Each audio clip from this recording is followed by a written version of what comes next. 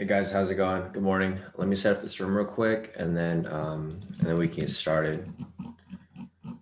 So today is February 18th, guys. It's almost the end of February and this year's flying by pretty crazy. It's pretty quick. So let me just finish setting up this room real quick, guys, and then we can be good to go. So let me get that going.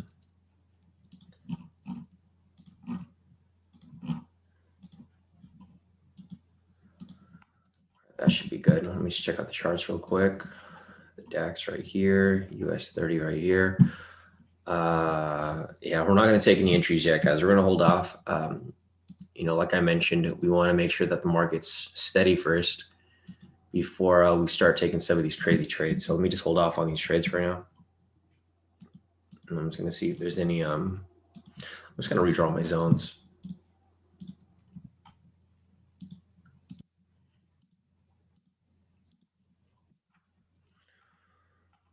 All right, cool. So I'm going to draw this upper zone right here so I know where the next zone is. So we know where to be scalping from.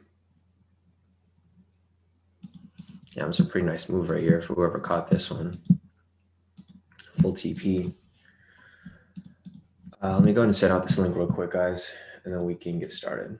So let me just send this out right here.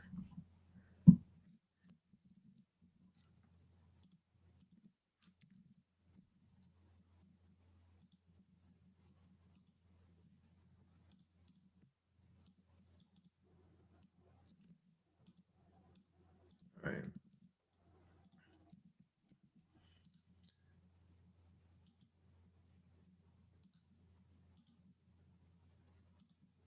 Just finish getting this right here.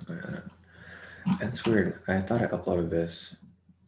YouTube's been kind of laggy lately, guys. So I'm not sure if your delay is pretty bad on the YouTube, guys, but I mean it's fine on the Zoom link. So I'm gonna try to get this fixed real quick.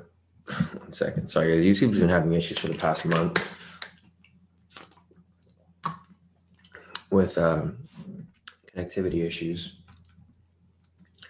All right, cool. Looks like it's good now. So let me just send this link out again. Let me just type in the chat.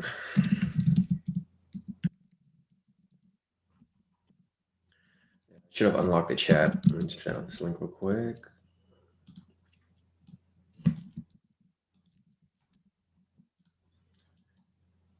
There we go.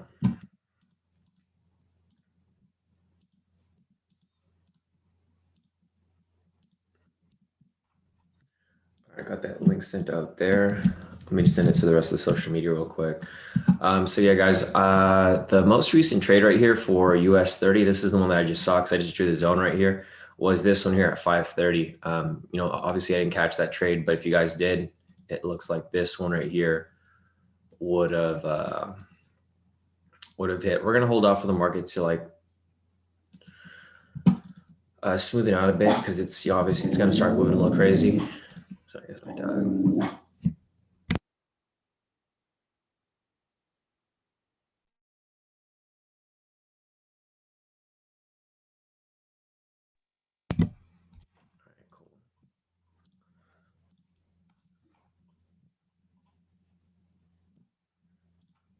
Just post this over here.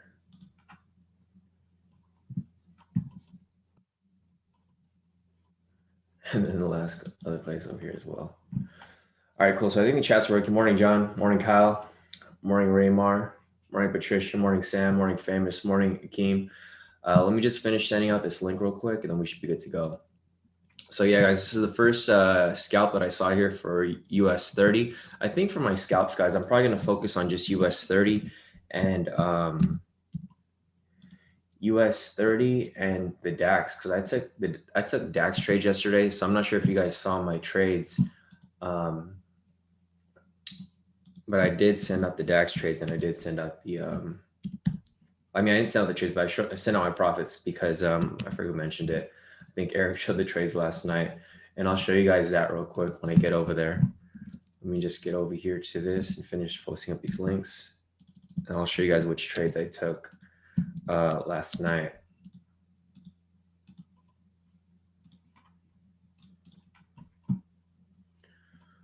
So I think the links are pretty much, let me delete this.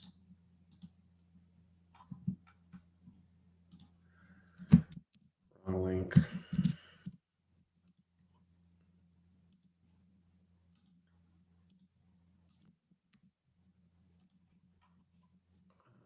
this over here.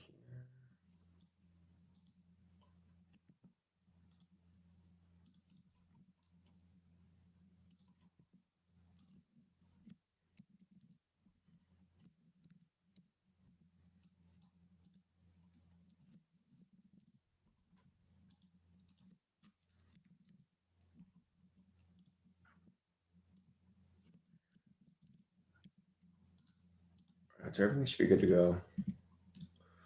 So I got that link posted there. I got the links posted over here, and everything else should be solid. All right, cool. So let me just make sure everything's good. Links are good. Links are good. Chat's good. Hey, morning Nazareth. Morning Sam. Morning Jonathan. Morning Kushi. Morning Peter. Morning Dylan. Morning Cameron. Morning Billionaire. Morning Dennis. Morning everybody. So I just sent out the Zoom link to the premium members. So if you guys are in the premium chat, you guys will see it there. But, just a reminder, I'm not going to be answering any questions on there. So if you guys have questions, make sure that you guys put them here in the YouTube chat. So it looks like everyone's making it into the Zoom meeting right now. So you guys have the real-time trades over here for us.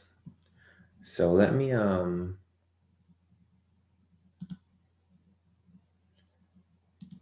check this out real quick. So if you guys send me a message on Telegram or send me an email and I haven't gotten to you guys yet, I haven't looked at any of those yet. So just keep that in mind. I'm not ignoring your question or anything like that. I just haven't gotten to them yet. So just hold tight with that. I'm going to focus on the stream right here because I want to scout for a bit, and then I'll get to your questions after the stream is over. So let me just let everybody into this room. Hey, morning, Matt. How's it going, bro? So here's the DAX right here. I mean, the DAX is a little messy, but everything else has been pretty solid so far. So let me just go back to US 30 real quick. Like I mentioned, that was the earliest entry, this one right here. And then it looks like there was a couple up here. So I'm just going to go through these real quick. And, obviously, I think we're going to have to go back to the original. So I'll go back to the original rules for the scalping strategy, guys, that, I've been following. Because if you guys followed what I mentioned before, I talked about it in the chat yesterday. If you guys followed what I was talking about before about only taking trades in one direction, and then if they lose, then you wait for the next direction. If you guys followed that, you guys should have been fine with, the unusual market movement yesterday. Because yesterday I only took like 2 losses. I took that opening scalp that we took on accident, and then I took a different loss after that. But the trades that I was talking about yesterday for the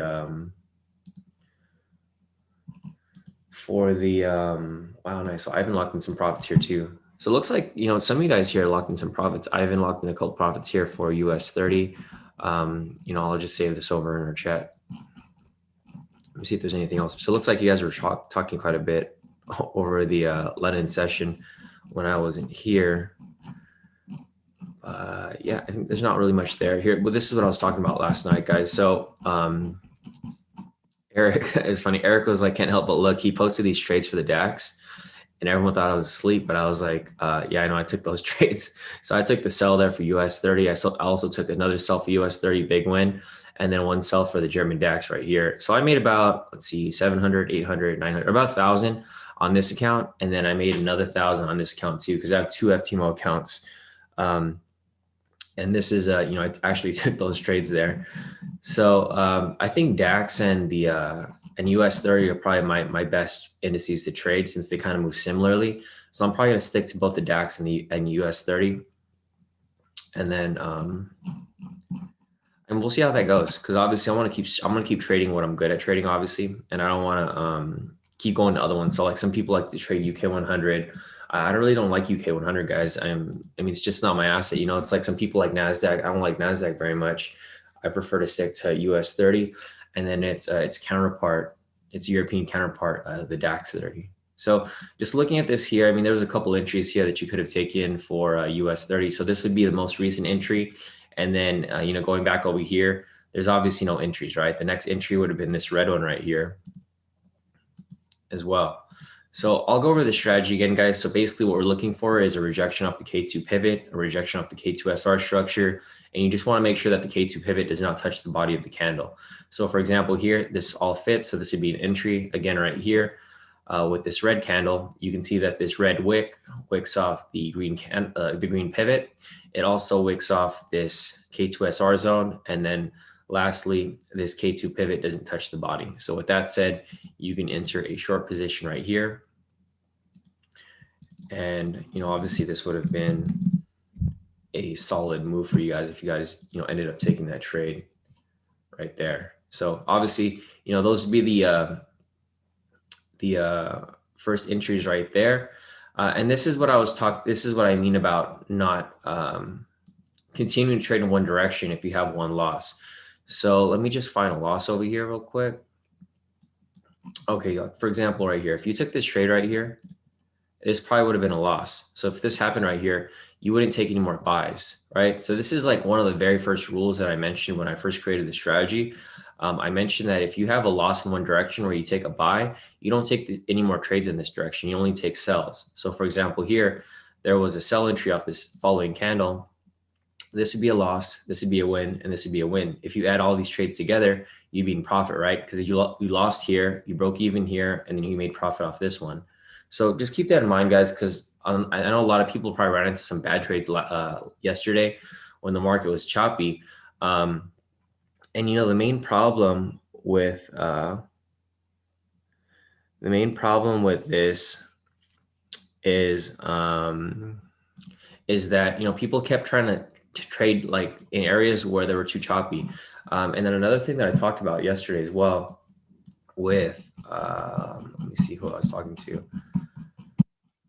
I was talking to Zephyr. So Zephyr was asking, how do I identify when price is choppy and when it's not? Like, for example, I usually I look up each zone right here, and you can see when the pivots are smooth, you can basically determine, whether it's pushing up or whether it's consolidating. If they start to cross over, it's consolidating. So what I do sometimes is I take the candles off the chart like this right here, and I just look at the pivots. If the pivots are not crossing over, it's fine. But if they start crossing over the third and fourth pivot, like right here, they start to turn blue, right? So they're smooth move up, consolidation, smooth move down, consolidation, smooth move up. And it's pretty easy. Once you turn the candles back on, you can see them right there. And, it's pretty simple. So let me see if there's anything else right here before we continue on. So I think everyone here is in the Zoom. So everyone in the Zoom's good. And this is, I basically just went over the strategy right here. We'll try to catch some new entries so I can go over some live examples with you guys. But if you guys have questions, feel free to put them in the chat. Otherwise, I'm going to look for some scalps, and I'm also going to look for some Forex trades right now for a second. So I don't think there's anything here for US 30. Let's see, the daily entry for US 30 is also pending. So we're going to go ahead and wait for that to appear. So the next entry is going to be a buy for US 30 since the last signal was to sell. So we'll be holding off on that for now. Here's market open right here. We have a huge wick. I think this is going to shoot up from here. Yeah, 51 pips. I'm tempted to just take a buy right here, because generally if the market opens and there's a huge wick, like check this out right here, guys, right? See this candle right here? This is when the market opened yesterday, right? So when the market opens like that and there's a huge wick, look what happens. It ends up pushing up from there. 73 pip wick. And then if you took that long position right here, super huge push up. So I might take a speculative trade right here, guys, a small lot. And I might just try to ride this up right here. Because market opened here at 6:30. The next candle right here is a huge wick. It's like big. It's about like 52 pips. So I'm probably anticipating this to bounce back up from here. But who knows? I mean, we'll have to wait and see how the market moves from there. I probably would wait for that buy signal to have that full confirmation, but we'll wait for that to play out. But yeah, for right now, let me check out the Forex pairs real quick. Ouch, looks like your USD hit stop loss. So if you guys got out at TP1, I think we hit TP1 first. So I was actually out of that trade already. I did hit stop loss for UJ. So just being transparent with you guys. For USD right here, I actually moved my stop loss and profit when we hit TP1 right here. If you guys are following the exit strategy, you should be fine. But if you guys didn't, obviously market was irregular yesterday. It was bouncing back and forth. So this would have hit stop loss if you didn't move your stop loss and profit. But if you guys did move your stop loss and profit using the exit strategy, you guys should have been fine. I think UJ didn't end up well either. Yeah, this was a complete loss. So I'll just, I'm going to put this over here. USD JPY position. I'll update that in a little bit, guys. But obviously you can see right here that it hit stop loss. So stop loss hit for UJ. So yesterday was pretty choppy, guys. Yesterday's one of the outlier days that we have. Normally the days are pretty smooth, but yesterday was like super choppy. So we have no active trades right now. Let me just go through the Forex pairs real quick. I'm going to see if there's anything here. Let's see if I could call a trade before we continue on. But the market has just been slow, guys. Like for example, here for JPY, I mentioned that I wouldn't take any trades until it breaks out the structure. So I'm waiting for it to break above here for me to take a buy, or for example, for it to break down here if I'm going to take the sell. So for JPY right here, there's just nothing to take at that moment. NZD, if you guys remember this, I mentioned this yesterday. Following the same strategy that we normally follow, we anticipate this to push up to the structure up here. So it still hasn't finished its move. It's consolidating right now sideways, but I think it's eventually going to push up. AUD/USD, thank God I didn't take this trade right here. You guys can see that everything kind of went the opposite, right? I mean, a lot of this is due because of the news yesterday. There's also news this morning. It was bad US news. For example, here I have a CNBC open. So the jobs data for the US was not so good. So right here, the US economy is not looking so great. I think the information was released this morning. So we have yesterday we had the FOMC, we had the retail sales, and then the crude inventories and manufacturing index this morning for USD. So just looking at that right there, I mean, there's a lot of the news isn't that great over here for the US. So with that said, the US ended up doing the opposite of what it did yesterday, because we had good retail news yesterday. Obviously right here was positive. So the US was supposed to be in positive with its movement. And then, this morning it was the complete opposite with the disappointing jobs data right here, which was, a weak Walmart forecast. So with that said, you can see here that pairs like AUD/USD ended up doing the opposite. So let me go ahead and take a look at everything else over here. And I just want to make sure that there's no Forex entries before, we continue on. I don't think there is any, because the market just hasn't moved much. You can see that these candle movements are very small. They're not anything crazy. So like right here for your CHF, if this closes but beyond the structure right here, then we can take a long position. But I mean, it just hasn't closed above it yet. Your GBP, this over here at full TP. Same strategy, rejection, sell signal, break and close past structure, and then it pushed down to the next structure right here. So in order for us to take another entry here for EG, we would want this to, obviously close below here. See if there's anything else here real quick. EJ, nothing there. EN, this might have to have new zones. So I'll analyze EN real quick from scratch. Let me check US 30, make sure I'm not missing anything. Back to EN over here.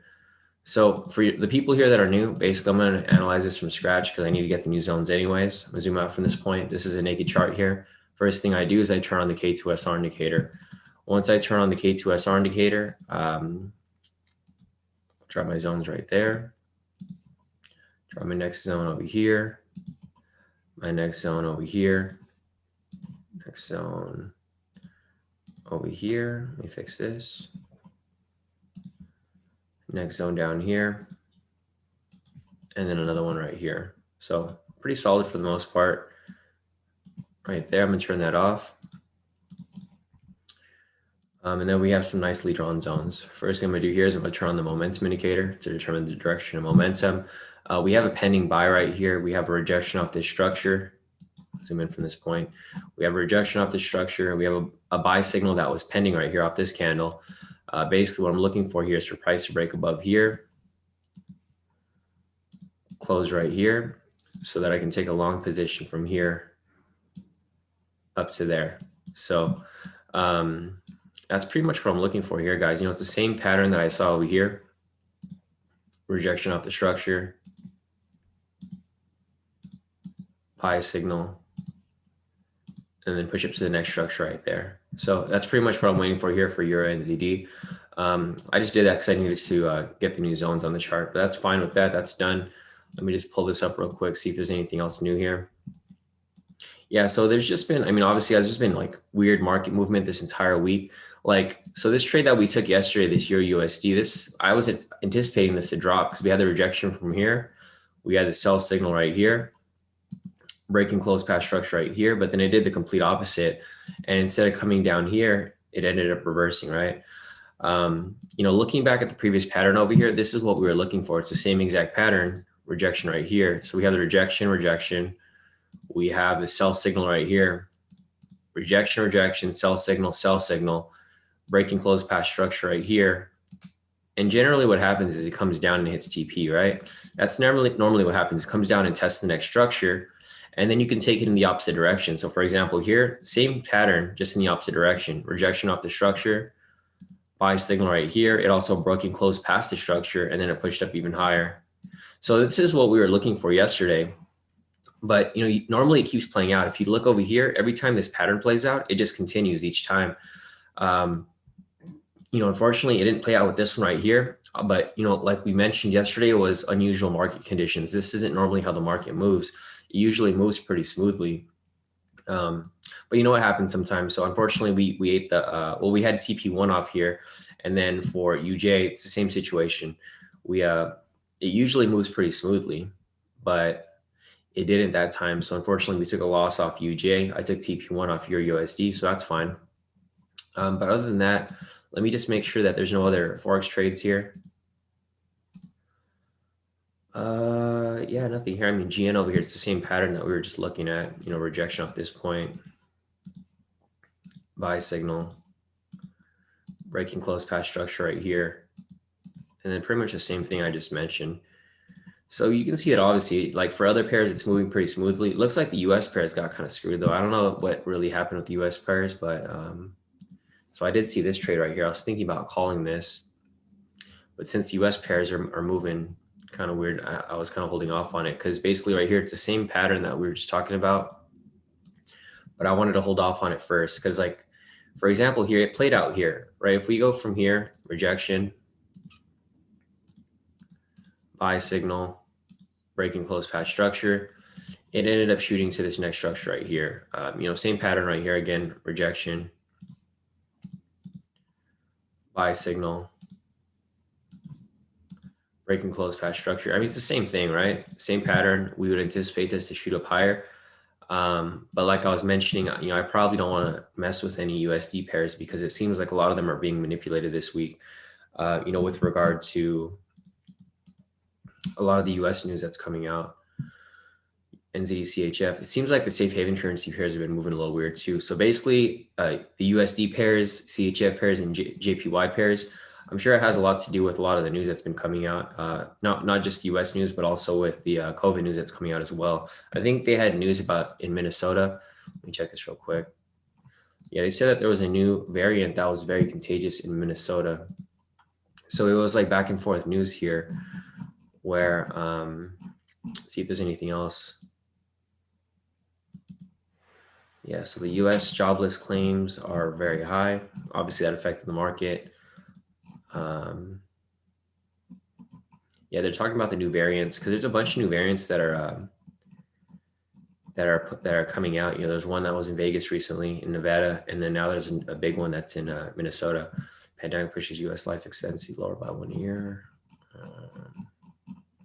Yeah, not really any crazy news right now for COVID, but obviously, you know, you can see that this COVID news from yesterday up until today has obviously affected a lot of pairs that are related to the US dollar and the safe haven currencies, which would be the JPY and CHF. So USD CAD right here, I think this is one that I wanted to take, but you know, like I mentioned, it's just, it's gotta wait for this to close. So it's the same pattern here that I was just going over. If I go and hide these zones right here, we have the rejection from this point, We have the buy signal right here. We have the break and close path structure right here. So obviously, if you were to take that trade, this would have hit TP right there, right before I hit, the next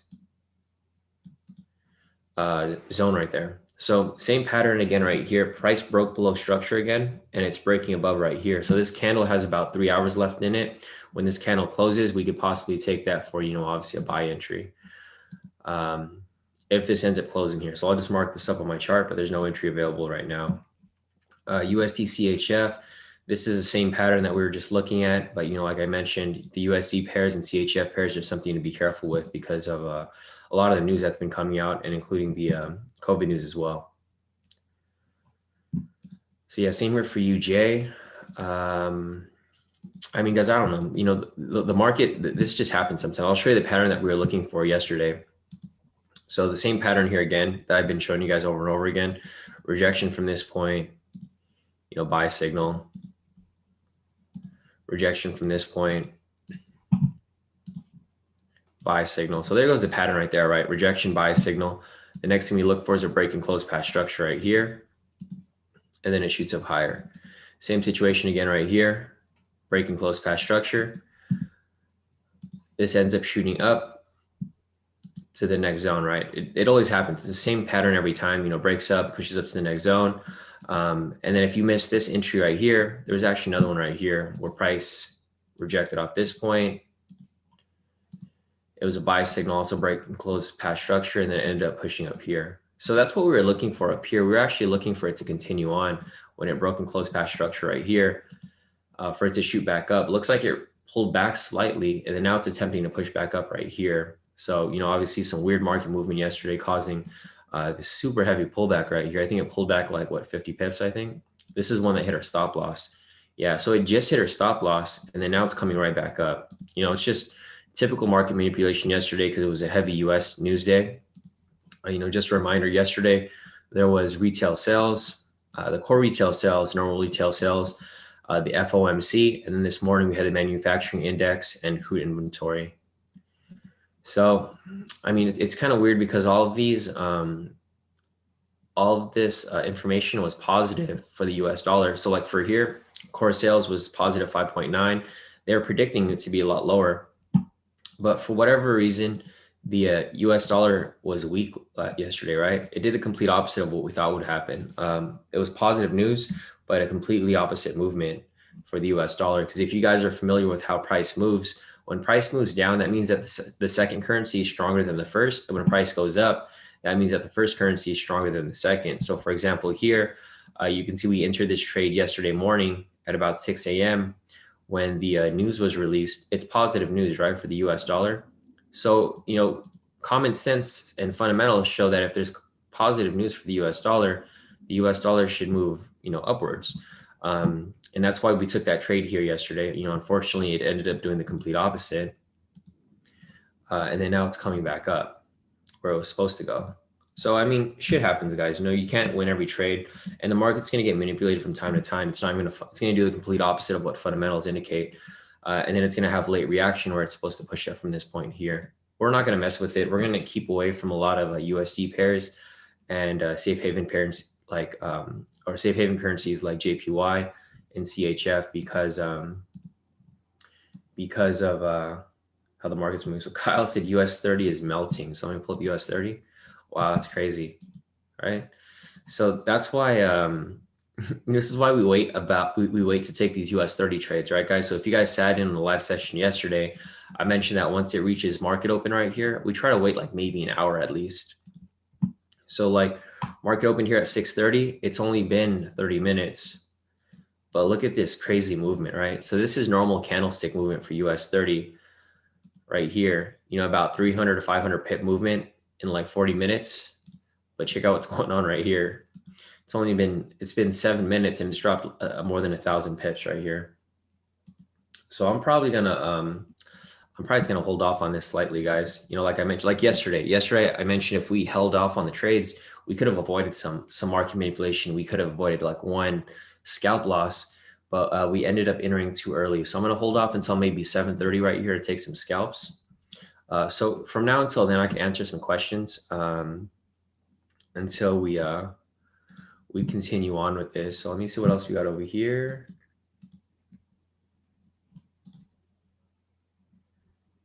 I just saw your message, David, in the chat over there. All right, cool. So let me check out the chat right here on the YouTube, and then we'll see if there's anything else here that I missed before we continue. Hey, morning, Sam.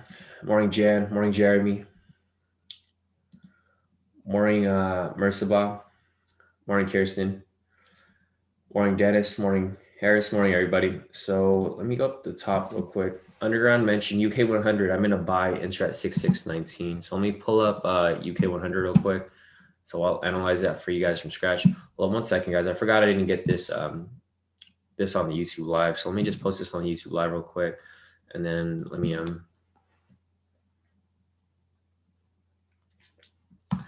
yeah, let me post this on the YouTube real quick. There's people asking me where's the link on YouTube. So let me just screenshot this real quick.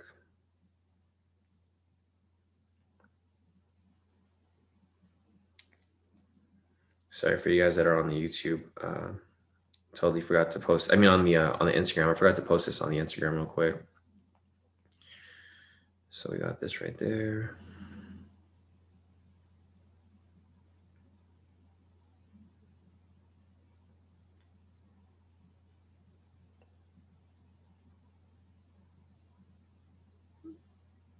All right. I think that should be good. Let me just get the swipe up button on here. So I don't know if any of you guys sat in on the live stream yesterday, because I was live streaming this on YouTube as well. You kind of get, it's kind of funny because you guys get both angles. You guys get the angle coming this way, and there's a camera right here too that's angling this way. So let me just get this on YouTube as well, because a lot of people like, I don't know, like people like to follow me on there as well. But let me just post this on the Instagram live, and it should be good. Let me just post this real quick, or let me just get it set up actually.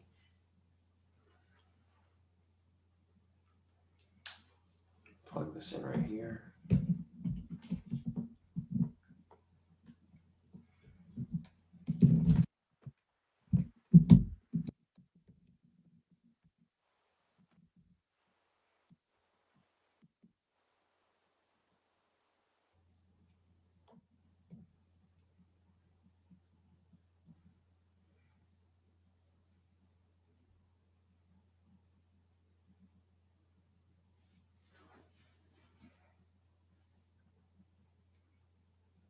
All right, cool. Looks like we're good, guys. So let me just kick that over right there. All right, we should be good. All right, so let me get over here real quick. Yeah, guys, so if you guys are on the Instagram live, you know, some people like to have the Instagram live over here on the other side. So I have this streaming from back here, and I have streaming from up front as well, if you guys can see the screen. But let me go ahead and take a look at these questions. So the first question was from Underground. Underground wants me to take a look at UK 100. So let me pull that up for you right now. So UK 100 is right here. Look, check this out. It played out exactly how we mentioned yesterday, right? Or on the 16th. So the last time I looked at the UK 100, we identified the rejection, breaking close past structure, sell signal, and then it was a pretty nice win right here. So if you guys took this trade that I analyzed the other day, it looks like it played out perfectly. Let me go ahead and analyze this again from scratch. So we'll go on the 1 hour chart. I'm going to turn off the indicators. I'm going to zoom out from this point. So here's the naked chart. First thing we're going to do is we're going to turn on the K2SR indicator right here. And then I'm going to go ahead and draw my zones real quick. So let me check US 30 again. Look at this huge move up. So see these big spikes right here for US 30, guys, like from open. So the market opened right here. And you can see all of these candles right here, huge wicks, right? This is not something you want to mess with, because if you're scalping here, you're scalping 500 pips. Each candle is moving more than 500 pips. So you can easily get kicked out of these trades if you end up, hopping a little too early.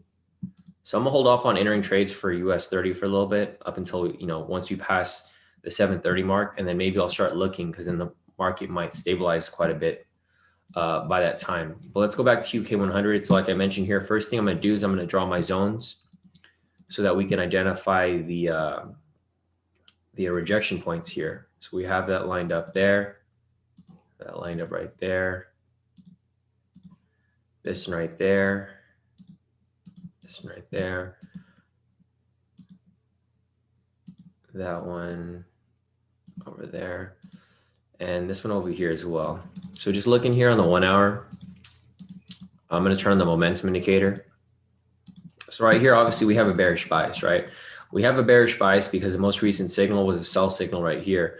So for the people that I analyzed this for yesterday, you know, this played out perfectly like we mentioned. So for example, here we had the rejection off this point.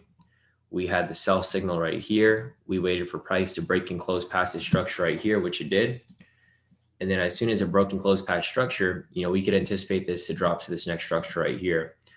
So if you took this entry for a short position right here that we mentioned, that we were looking for, well, we wanted it to break above here, actually, like closer to this end, but this is still a valid entry. So we would have waited for this to close below there.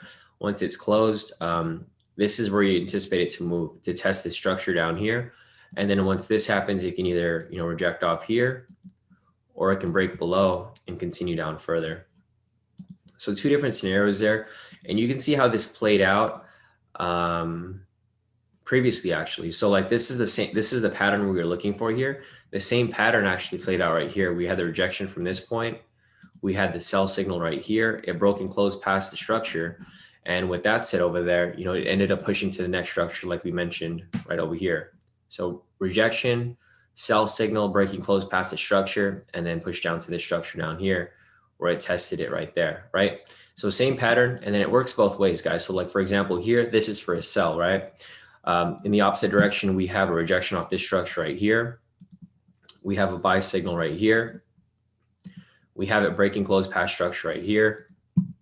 And then it pushes up in this direction, right? It's super simple, guys. Like a lot of people want to overcomplicate trading, but in reality, it's just one simple pattern that keeps repeating itself. You know, rejection, buy signal, breaking close past structure, push to the next structure. Breaking close past structure right here, push to the next structure, right?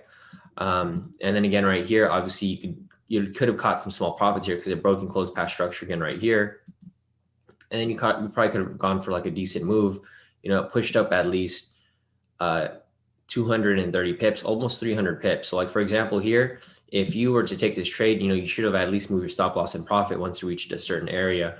And for example, here, this could have been a win if you, you know, followed a decent exit strategy. So it works both ways, guys. For buys this way, for sells this way. And then again, right here, another setup because price broke and closed past structure right here for, you know, an additional sell.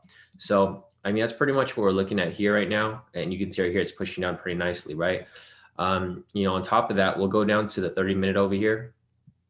And then we'll just, I'll identify it here. Let me just copy this right here. This is for the snipe strategy that we're just looking at.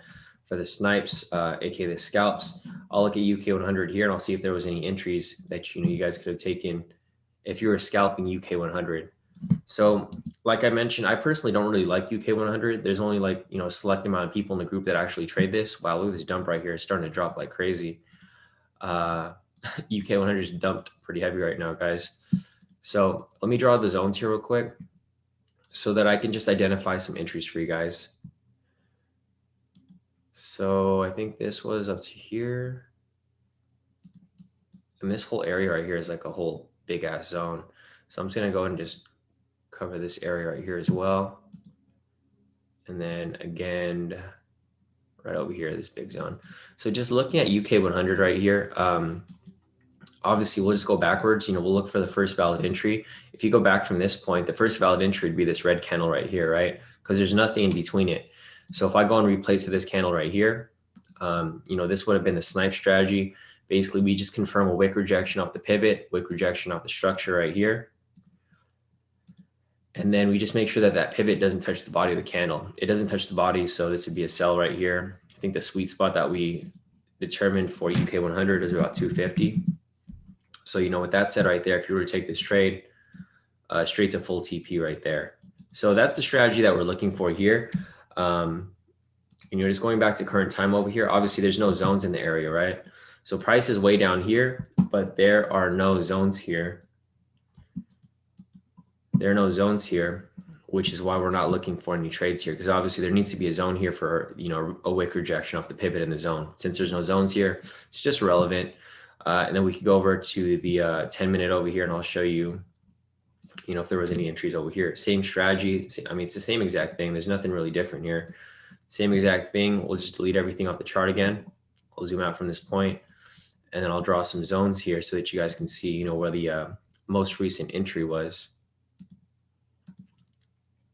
So draw that right there. Draw that right there. Draw that right there. And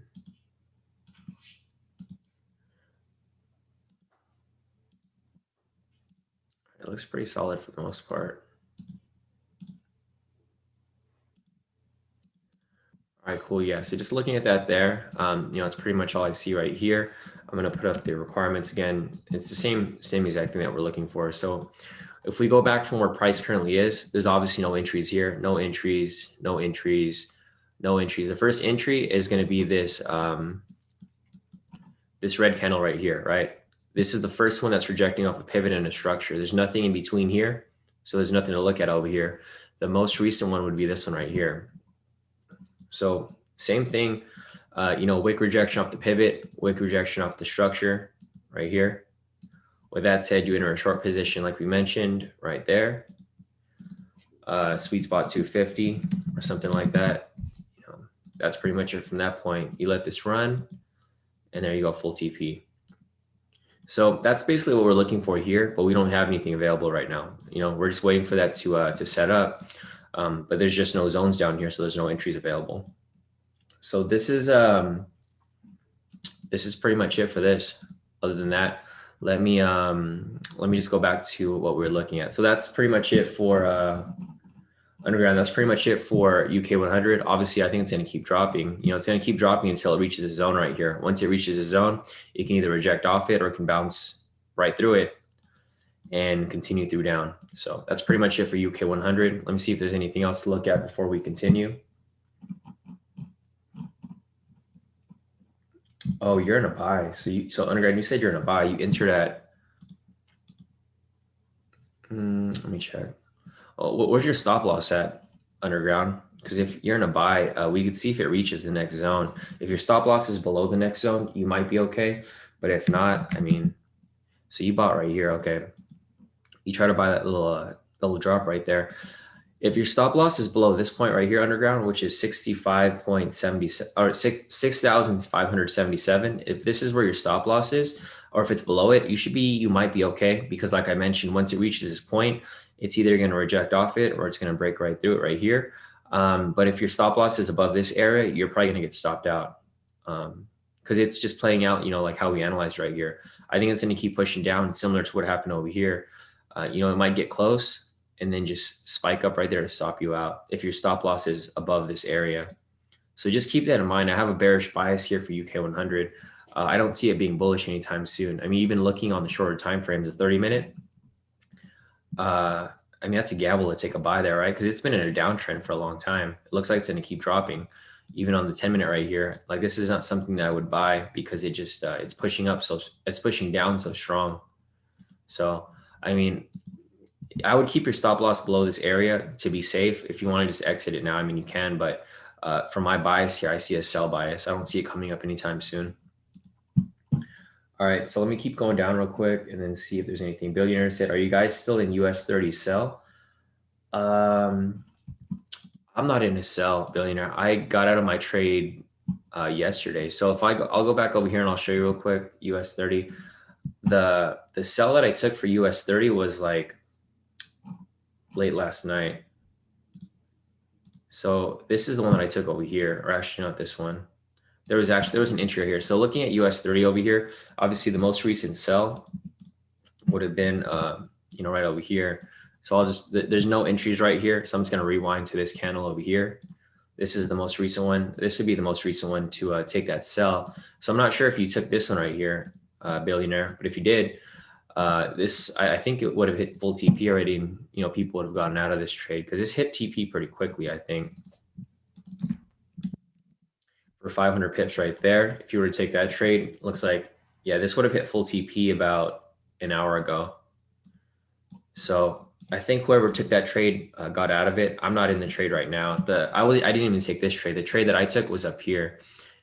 Or actually, it wasn't even this trade either. So this is the first valid entry, and then there's another one. So there's nothing in between here, right? This is the first entry right here. The entry right before that would be this one right here. I actually didn't take this trade. I was asleep already because this was at 2 a.m. my time. I'm here on Pacific Standard Time, so this is like really early morning for me. So if you took any of these trades right here, this would have hit TP as well for these. I'm not sure if these are the sells you were talking about, billionaire, because some people don't like to put a TP and they just chase it down. I personally just like to cash my win and then I just move on to the next trade. So like, yeah, this would have hit TP like immediately. Looks like in about 10 minutes after the entry. So that's the first entry right there. This would have been a loss if you caught this right here, obviously. But if you took a loss for a buy, you would just skip the next trade and then just go for the sell right here. But I think the last trade that I took was last night, which was, let me see if David over here caught this huge move for a 15-minute on US 30. So nice work on that, David. But I think the last trade that I took, because I had my profits over here. Yeah, these are my profits from last night for my first account. Made about almost 1,000 on the other one. Well, no, I made 1,000 total, but for that US 30 trade, I made about 770. And for this one, I made another 765. So I made about 2,000 last night trading US 30 in the DAX. And it was this one that Eric marked up. So Eric sent this at about 11:27 p.m. Yeah, so he's looking at this one right here. This is the last trade I took last night before I signed off for the night. I saw this this green candle right here,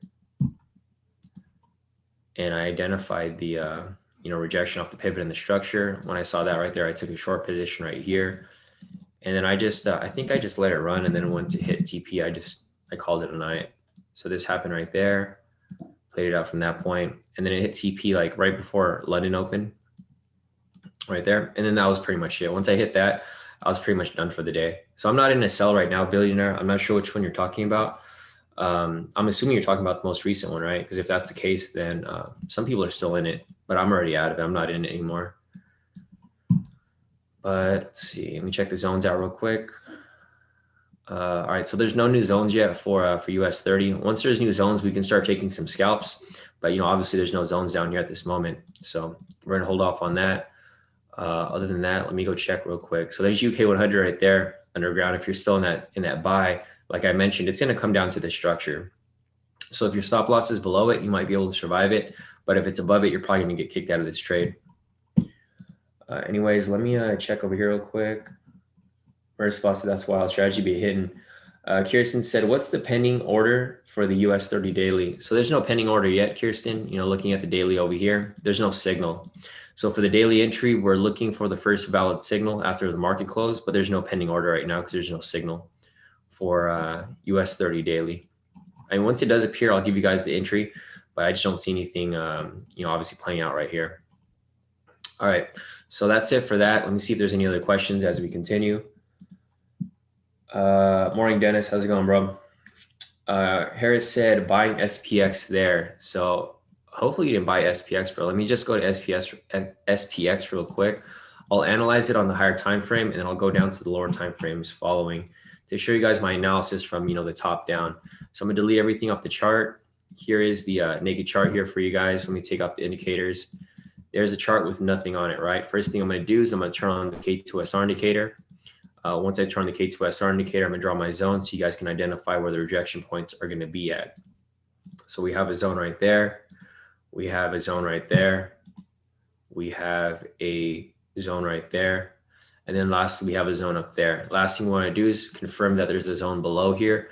We'll go in the higher time frame, the 4 hour, and you can see that it's currently within a zone right here. There's actually a bigger zone right here. So I'm going to go ahead and draw that shortly. Let me just get this down right here. I'm just going to update this zone because it's a zone within a zone. So obviously it'd be more important for us to confirm, the bigger move rather than the smaller one. So let's go back on the 1 hour right here. All right, so just looking at the S&P, this is what it looks like, right? It's stuck within this area right here. I'm gonna turn on the momentum indicator. I'm sure we have a bearish bias, which we do. The bearish bias started up here, February 17th at 2200 hours. So for example, it's the same pattern that I was just mentioning, right, guys? We have a rejection up here. We have a sell signal right here where it broke and closed past structure. With that said, it pushes down to the next structure right here, right? It's the same pattern, just keeps repeating itself over and over again. We have a buy signal right here, or we have a rejection, buy signal right here. What does it do? It pushes up to the next structure right here before it ends up rejecting off and then coming back down. Same pattern over here. Again, we have a rejection up here. We have the sell signal right here. We have the break and close past structure right here, this really small red candle. And then what happens from that point, it does exactly what happened over here. It's the same pattern that just keeps repeating itself. It's really simple, guys. We have a rejection, sell signal, break and close past structure, push down to the next structure right here. So what are we looking for now? It's the same pattern again, just lower, so that we can catch it for a farther drop down, right? So for example, if this red candle right here closes below this structure down here, then we can take a short position and then write it down to this next structure down here, right? Because once it reaches this structure right here, it can either break through it or it can reject off it and come back up, right? Two different ways. That's why we have our TP above it, so that we can hit full TP before it ends up rejecting like that. So it's the same pattern, you know, right here we have the pattern coming down, right here we have the pattern coming up in the opposite direction. There's nothing different really. We have the rejection, buy signal. As soon as it broke and closed past structure right here, it pushed up to the next structure this way, right? So it's the same thing. We're just going the opposite direction. You know, it comes up, then it comes back down. But in order for us to take this trade here, this would need to close below the structure over here. So just looking at this, looks like Harris, you're buying it as well. So for S&P, I don't see a buy here for S&P. I'm not sure what you saw, if you saw something different, but I don't necessarily see any buys here. Let me go on the lower time frame. So we'll go to the 30-minute, you know, look over the same exact scalp strategy here. We'll go to S&P. And this is a huge sell. I'm not sure where you guys saw that buy at, because, I mean, looks like underground, you saw that buy for UK 100. And then same for S&P here. It doesn't look like it's been a buy since like London session. So London session here, well, the drop started here yesterday evening, Asia session. So Asia session, it started dropping, came back down for a retest. And then all London session, it's just been dropping. So I'm not sure if you guys are trying to counter trend trade. You know, counter trend trading is very dangerous. I used to counter trend trade a long time ago, and I stopped doing it because it's not really, I mean, it's profitable if you're trading options, but if you're trading directional, counter trend trading, like everyone that I know who's counter trend traded, they've had some luck, but most of the time they lose, because when you counter trend trade, you're basically going against momentum, right? And if momentum is really strong, it's going to go right through your stop loss. It's not going to respect any of your structure that you drew, and it's just going to break right through it. So just looking at S&P right here, I'll just look at the most recent scalp, and, you know, I'll just show you why I wouldn't have taken any buys over here for this trade. So I'm assuming you guys bought the buy because you guys chased the market open, right? So you guys saw that huge wick right here on market open. And this is why I always tell you guys not to trade off market open, because you guys got tricked. You guys got like completely duped off this trade right here, because you probably saw this as it dropped at 6:30 when the market opened. As soon as you saw this, you know, this little, I forgot what you call this, like the doji or something like that. Once you saw this doji, you probably enter this buy position, right? And this is why I don't trade these candlestick patterns. I trade momentum, because I want to go in the direction of momentum. Momentum's up, I'm going to take some buys. Momentum's down, I'm going to take some sells. Momentum's obviously down right here, so I would never take a buy off this. It looks like if you took a buy right here, you know, it went straight to your stop loss. So, you know, there's nothing wrong with trading counter trend trading. It just depends on how you apply it. If you're trading it directional, you know, you're probably not going to have very good luck. You might get lucky every so often. And I only know that because I used to trade counter trend, but I did it for options, and it worked well for options for like a split second. You know, it's not going to continue in that direction long term. But anyways, you know, just going over the strategy here, the snipe strategy on the 30-minute, there's no entries here, obviously. I mean, this green one was close. This red one was close, but they didn't fill the requirements. The first one's going to be this spinner right here, this top spinner. So like with this candle right here, I'm just going to rewind it so that I can show you guys a closer view. So right here, for example, we have the rejection off the yellow pivot, rejection off the structure. If you were to take a short position right here for the scalp, I don't trade S&P, so I don't know what the sweet spot is for this. I'm assuming it's going to be, I'm assuming it's similar to US 30 because they move kind of similar. So maybe like 50, 500 pips. So for example, here, if you took that trade, it went straight to TP right there. And that's the most recent one. Looking at S&P down here, we would be looking for another trade, once we have the wick rejection of the pivot and the structure. Obviously, this red one right here was close, but third requirement right here, you need to make sure that the pivot doesn't touch the body. It touched the body right there, and it didn't touch the pivot. So no entry off that. And then same with this green one right here. There's a rejection, but not off the wick. Not off the pivot. So we need the pivot rejection right here for it to be valid. So no entries right now for S&P, but it's obviously very bearish right here. So I'm not sure if you guys are still in this trade. But and we'll have to wait and see how it plays out, right? It might continue down, it might continue up, who knows? But for me here, I see a sell bias here. Let's go on the 10-minute to see if I missed anything here. All right. So here on the 10-minute, I'm gonna zoom out off this point right here. We have the rejection right here off this point. We have the rejection right there. This one down there. This one right there. And then a smaller one over here.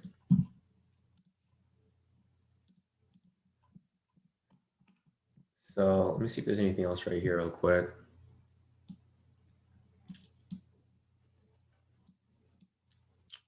All right. So for the most part, this looks, this looks pretty solid for the most part. With these zones, looking at the 10-minute right here, the, turn that off. It looks like the most recent entry would have been, yeah, there's nothing here. There's no entries over here. The most recent entry would be this red candle right here. So if I zoom out to this point over here, so off this point right here, we have the wick rejection off the pivot, wick rejection off the structure right there.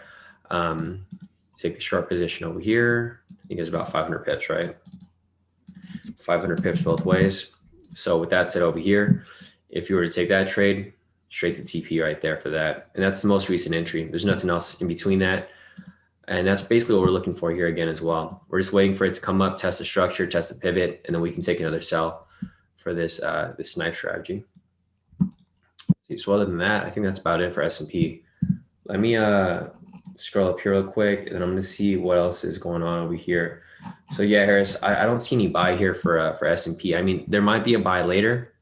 Like for example, if this comes up, if this swings up, and then we have some scalps in the other direction. Say it swings up here, comes back down, test the structure and the pivot, like off this area, then goes up there, then yeah, I'll take some buys, but I'm not going to just take a speculative buy because it might look like it's going to come up, but who really knows whether it's going to come up or not. So that's pretty much it for S&P. Let me continue on over here real quick. Funky said morning, it's 4 p.m. in Nigeria. Yeah, afternoon over there, Funky. Anyway, can you look at GU? So I'll pull up GU for you guys over here. Let's go back to the 4-hour.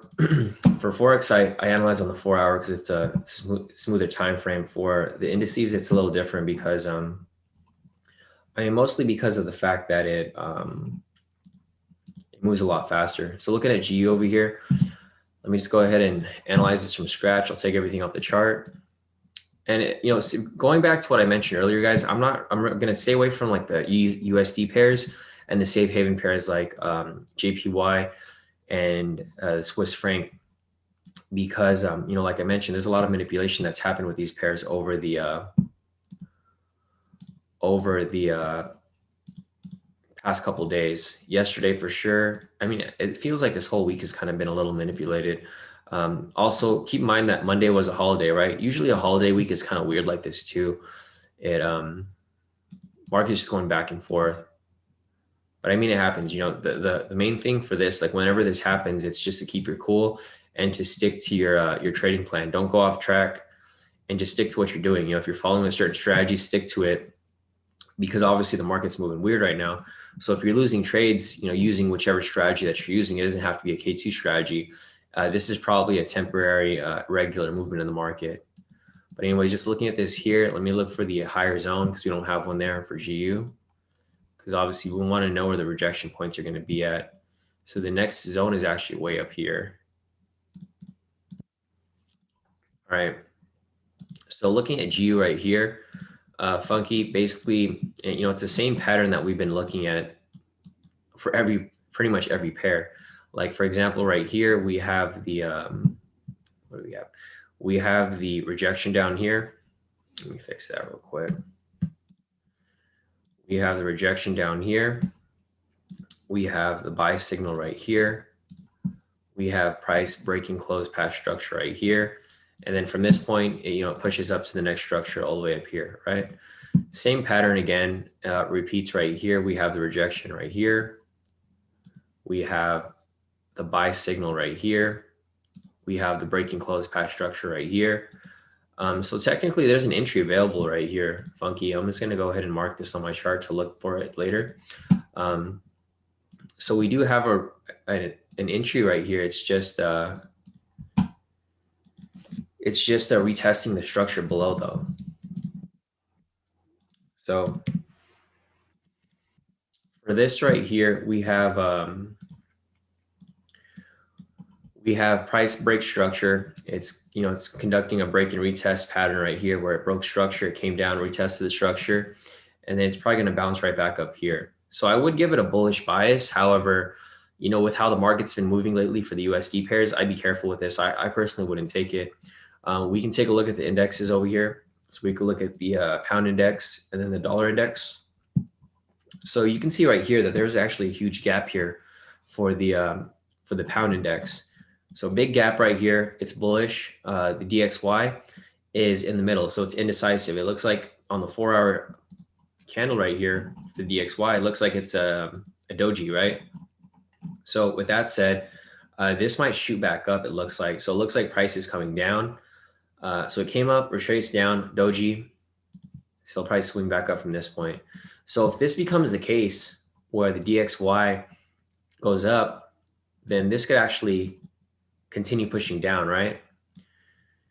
But it really depends, because if these are both going up, so if these are both bullish, the pound index and the dollar index are both bullish, then this is just going to go sideways, right? Because there's no strength. That one has to be stronger than the other. In order for this to go up, the pound would need to continue pushing up and the dollar index would need to drop from this point. So there's a lot of uncertainty with with regard to how it's going to be moving. But, in order for this to really move in the direction that you're going, funky, I'm not sure if you're in a buy or a sell. I mean, technically there's a buy entry that's available right here, but just depending on how, these indexes move, if they do move properly, then, that'll determine the direction of price. Because yesterday when we took our trades, we were actually looking at the indexes, and they were indicating that trades were supposed to go in our direction, but trades were actually going the opposite. So, this is something that I personally wouldn't trade myself because of just how the market was moving yesterday and the day before that. But if you do want to take this trade, obviously we have a bullish bias right here because it does fit the requirements for this bullish buy. And then if it does reject off this point, this might push up pretty nice. So if you wanted to take this trade, I'd put a buy stop right here at this entry point. And then once price shoots up, it'll fill your buy stop. And then you can take that trade and just shoot it up to profit over here. But I personally would stay away from these USD pairs right now, especially with the news that's been coming out. Let me see if there's news tomorrow. So tomorrow looks like there's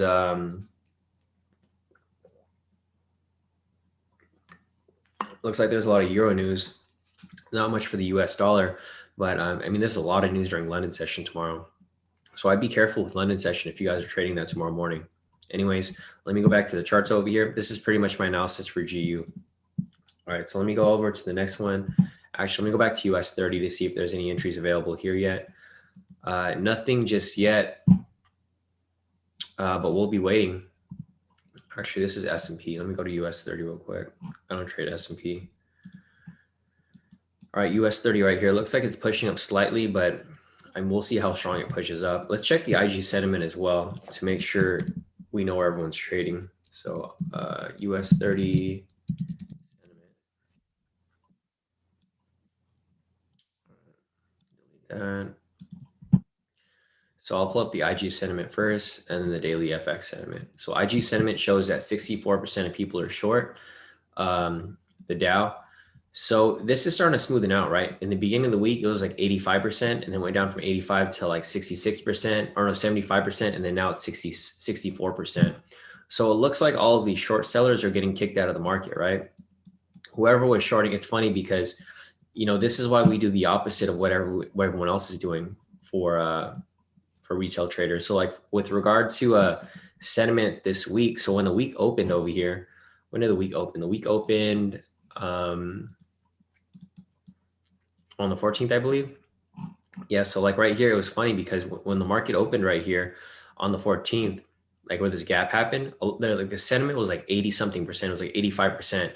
So like there was so many people that were short and the market did the complete opposite. It shot up this way. So what happened was when that number decreased right here, it went from those 84% of people in short positions, they ended up getting stopped out. So they ended up getting stopped out. Now there's less people short.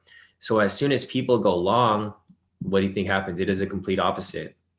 So, you know, usually we use the IG sentiment to get that confirmation, you know, so that we don't trade in the direction of everybody. So like, for example, here, there was a bunch of short sellers right here. Cause I think yesterday when we checked it, it was still at above 70%. So we look here, it was above 70%. And then look what price did. It did the opposite and it stopped everybody out who was in that short position. So now that people are not short anymore, now that people are starting to ease off the short positions and going long, now they're doing the complete opposite and pushing it down, right? So you guys got to think smart. When you guys are entering these trades, you can't just look at technical analysis. I mean, technical analysis will get you so far, but you have to like look at fundamentals too. You have to look and see where, you know, people are trading. Obviously, if there's a majority of people trading short, you want to go long because the institutions and market makers, they do the opposite of what retail traders do because majority of retail traders fail at trading, right? So you don't want to trade where everyone's trading. You don't want to learn something that everyone's doing. You want to do something different. And that's why at K2, we trade momentum. We don't trade, you know, basic price action. We don't trade patterns because everyone's looking for that. Everyone's looking for the same price action. Everyone's looking for the same patterns. And, you know, for example, here for you guys who took that buy off US 30, you know, you would have gotten burned over here because like, for example, if you, I think what happened here. So like the market opened right here. So market opened at 6:30. I know a lot of you guys saw this big wick right here, right? So you guys fell for that trap. You guys fell for the trap where you're looking at price action. You're like, oh, it's such a huge wick. It has to go up, right? So you guys saw this right here, like, oh, I'm gonna enter a long position right here. As soon as you enter that long position, what happens? It does the complete opposite. It stops you out. So you guys got to think about your trades when you enter these trades. You guys can't just enter trades because you think price action shows that price is going to push up. Even right here, you know, this is indicating that, you know, price is probably going to reverse from this point, but who knows? It might go up slightly like this, and then it'll just come right back down. So you guys got to be smart about your moves, right? Not to say that it'll push up. It's probably going to push up eventually because like I mentioned, sentiment is going down. So with sentiment going down, this could indicate that it's, you know, it's preparing for a push up, but before it pushes up, it wants to stop more people out, right? It wants to keep stopping people out before it can push up in the proper direction so that, you know, the institutions and market makers make money off these retail traders. So that's why I'm holding off on entering these trades. And I'm just being patient for that full confirmation. So for example, if this pushes up this way, comes back down, and then pushes up, then I'll take that buy. Obviously, you can take your buy down here, but you're taking a risk, right? You probably eat a couple of losses before you take that, you get that move. Because like if you look at this here, there's a bunch of traps that played out, and it's pretty clear to see. So like for example, right here, if you're just trading basic price action, right? What do most people see here? They see a rejection off this point. They see this huge wick, and then people take a long position here, right? This is what a normal price action trader would do. And there's nothing wrong with that. It's just, you know, you have to take other things into consideration. Like for example, right here, if you took that buy right there, stopped out, right? So you guys got to look at this pattern. It's a pattern that a lot of people keep falling into. They see this right here and they're like, okay, price wasn't manipulated, right? This is the only, they're like, oh, I just got kicked out because they screwed me right here. What happens here is the same thing. Someone sees this wick right here and they see this bullish candle. What do? They enter another long position. They're like, all right, I lost that one position. I got to win this one, right? The same thing happens again. They get tricked into entering this long position. Then they get stopped out again. And they're like, damn, okay, let's wait for a better confirmation, right? Because whoever is counter trend trading, you're just waiting for this to swing back up, right? To catch that so-called snipe entry that you've been taught. So like again, right here, for example, you see this drop right here, and then people are probably going to enter another long position. Like, you know, you see this wick right here. People are looking at the same thing again. They're like, oh, it's going to have to push up at this point. And technically this could push up, but like I mentioned, you got to be patient because, you know, you can get stopped out a third time right here before it ends up pushing up. I mean, technically it could push up, but who knows what games you're playing with you right now, right? You got to make sure that you actually analyze this from both perspectives and don't fall for these little traps down here. But I mean, I'm just showing you guys, you know, what my thought process is behind this because I know a lot of you guys took buys for these indices and then you guys either got stopped out or in some drawdown because you entered too early. That's why you got to, like, patience is one of the biggest things with trading, guys. You guys can't just hop into trades because it looks good. You got to hop into trades when there's an actual entry there. But yeah, I mean, so that's pretty much it for that right there. Let me go ahead and take a look at the chat and see if there's anything else that I missed before, you know, we continue on. So there's no zones down here, nothing to look at. I'm going to go ahead and take a look over here real quick. Wait, Andrew, what are you doing? You're drawing on the thing. Here, let me, here, sorry, let me fix this. Andrew, stop drawing on the screen, bro. I don't know what you're trying to draw in here. Let me take everything off this. I mean, Andrew, we might have to kick you out of the room, probably keep drawing on the screen over here. I can see your name on there. Let me, Andrew, stop drawing on the screen, bro. Let me, and how do you do this? Because I usually use the webinar function so people can't draw on the screen. But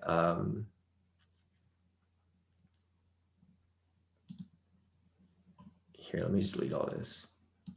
All right, and just stop drawing on the screen because I see your name on there drawing on the screen. This is why we can't do the Zoom meetings because people like to draw on this stuff. All right, let me just annotate. Let me just prevent everyone from drawing on the screen. Yeah, I mean, this is why I didn't want to put it on the Zoom, guys, because sometimes, I mean, that might have been a mistake, Andrew. I know it might have been an accident because you didn't know what that function did. But this is why I try not to go on the Zoom. Because what happened last time, we went on a Zoom. All right, Andrew's back in the room. All right, disable annotations for everyone. All right, cool. So you guys can't draw in the room. There we go. All right, anyways, let me go over here real quick and then let me check what we're looking for over here. So let me go back up real quick. So I looked at GU, I looked at everything else over here. Nice. Vishnu said, I think we need more likes, guys. Smash the like button. Yeah, if you guys haven't already, if you guys can hit the like button, that'll definitely help us continue to grow this channel. And it'll continue to allow me to go on these live sessions with you guys every morning. But anyways, let me check this real quick. Billionaire said US 30 getting ready for the big drop. Possibly. Billionaire, you know, I'm not sure yet if it's going to drop yet. You know, I usually don't like to look too far ahead for indices right here, but I'll pull up US 30 for you real quick. And then we can see if that, you know, if that drop is happening, which you just mentioned. So I'll just delete everything off the chart. I will take this off here, zoom out from this point. And then first thing we're going to do here is draw our zones. So same process every single time. I'll go on the 1 hour right here, actually. So we are here on the 1 hour. So got that marked up there. We got this marked up over here. This one right there, and another one down there. All right, cool. So perfect. We have this all marked up right here. I'm going to turn on the momentum indicator. So we do have the drop coming. I mean, it's not here yet, but Billionaire, check this out. So for US 30, it's been trying to break the structure right here, right? It hasn't broke it in, let's see, in a while now. So what I anticipate here is, well, I'll show you for example here. So same pattern that I've been showing you guys throughout the entire session. it just keeps repeating itself, right? So right here, we have the rejection off the structure. We have the sell signal right here. We have the break and close path structure right here. And with that said, it pushed down to test this structure down here, right? It's the same pattern that just keeps repeating itself again right here.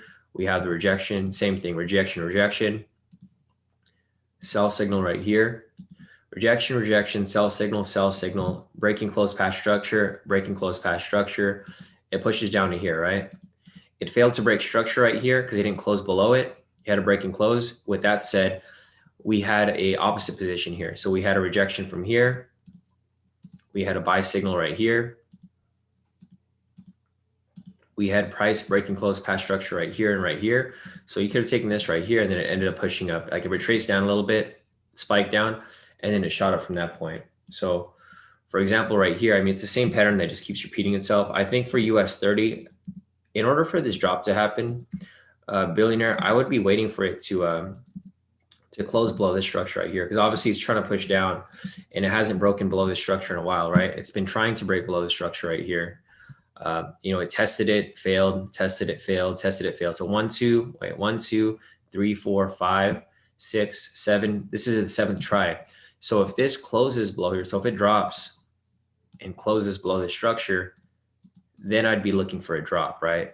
I think that drop would be coming from that point, because you can see right here, the other times that a broken close past the structure, huge drop, right? Very huge drop. Again, right here, broken close below structure, huge drop. This is a big move right here. From this point down here, that's it's like 1,200 pips. Again, right here, price broke structure, that's another 1,000 pips basically. So if price breaks below here, we'll probably anticipate this to drop pretty far down from this point. But until then, there's no confirmation yet. Once we have that confirmation right here, we can take that sell. But there's just there's no confirmation on our end. So it's not something that I would be looking at right now currently. So that's pretty much it for US 30 on that higher time frame. I've already looked at it on these shorter time frames because we're looking for these scalps here, but there's just no scalps that are available at this time. So until there's some scalps that appear, then there's just not going to be anything for us to really take at this point, because there's just nothing there. So let me just draw these zones here. Wow, there's a lot of zones here on the 30-minute. So I'll be watching for some scalps both on the 30-minute and the 10-minute for US 30.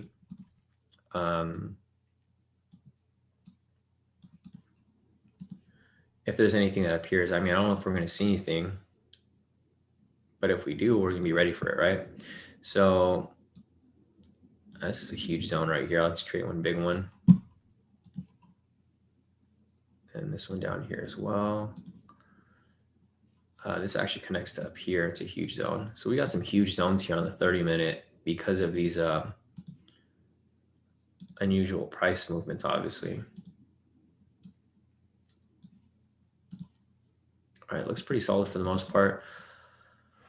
Yeah, I mean, that's pretty much it for here. We don't have any entries here for the scalp. So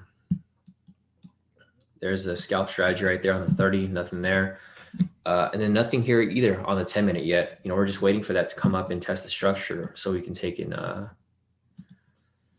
snipe entry, but there's nothing here available just yet. Some days are like this where it's just a lot slower than others, but I mean, we're still looking for the same thing here. All right, so let me go back and see if there's any other questions as we continue. Shonda said, Shawn, how do you put the icons on your chart to mark your zones? Shonda is asking, which icons are you referring to, Shonda? Sorry, I don't see, because there's a bunch of tools here that I use. I'm not sure which one you're referring to. If you're, you said, how do you put the icons? I'm trying to figure out which icons you're talking about here, because I'm not sure what you mean by that. So Shonda, if you could be a little more specific, just like point out what you're talking about. Are you talking about the watermark back here? Are you talking about this text message right here? Are you talking about these pivots, these structures? I'm just trying to figure out what you mean by icon, because I don't really see what you mean by that. So yeah, if you could be a little more specific, so Shonda, I can answer your question. I'm not sure what you mean by that when you say icon, because I don't really see any icons on the chart aside from this text thing right here. But all the tools are right here on the side. So if you want your text tools, they're all right here. If you want to do a call out, you can do that right there. If you want these zones on the chart, I use the rectangle tool right here. But yeah, I'm not sure what you're referring to, Shawn. If you could be a little more specific, I can answer your question. Anyways, okay, so John's asking, are you sniping UK 100 on 30-minute versus 10-minute? I'm not sniping any of those, John. I don't trade UK 100. I was just analyzing it for someone earlier. So I mean, UK 100 is just not one of the pairs that I like to trade. And, you know, a lot of the other members too, they said that it's just a choppy pair. I'm not sure if it's just like that recently, like, you know, the past couple of months, because I know you guys still trade it in the London room, but yeah, I personally don't trade it at all. It doesn't matter. You can trade on any time frame. It works on the 30-minute or the 10-minute. It's just up to your preference. Here, let's see. Dennis said, hey, Shawn, can you put a text file or something in your course that display the indices, pips, sweet spots for scalping? Yeah, Dennis, that's going to be in the video that I make for the strategy. I haven't made the strategy video yet, so it's not up yet. But I only scalp US 30 in the DAX. So those are the only ones I could really help you with. I don't scalp anything else. Like I don't scalp. I have them here on my watch list, but I don't actually I don't trade them. Like I don't trade the Aussie 200. I don't trade the China 50. I don't trade the Spain 35. I don't trade the French 40. I do trade the DAX sometimes. I don't trade it all the time, but when I do trade it, I think the sweet spot for this is probably like 200 or 250, something like that. Like I don't trade the NISE. I don't trade NASDAQ.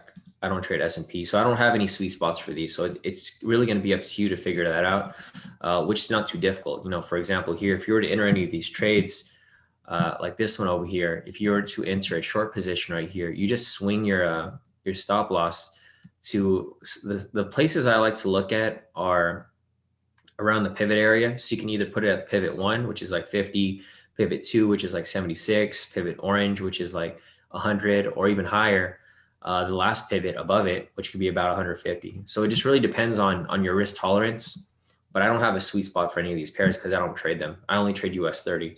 And I just started trading DAX yesterday because it moves just like US 30. So I don't even have a sweet spot for that either. So I can't really give you that text file. I mean, it's something that you have to figure out on your own. It's not that difficult, but you know, the only reason I know the sweet spots because I've been trading US 30 for so long. I can't just come up with a random sweet spot and like, oh, this is a sweet spot for UK 100 because it looks like it, right?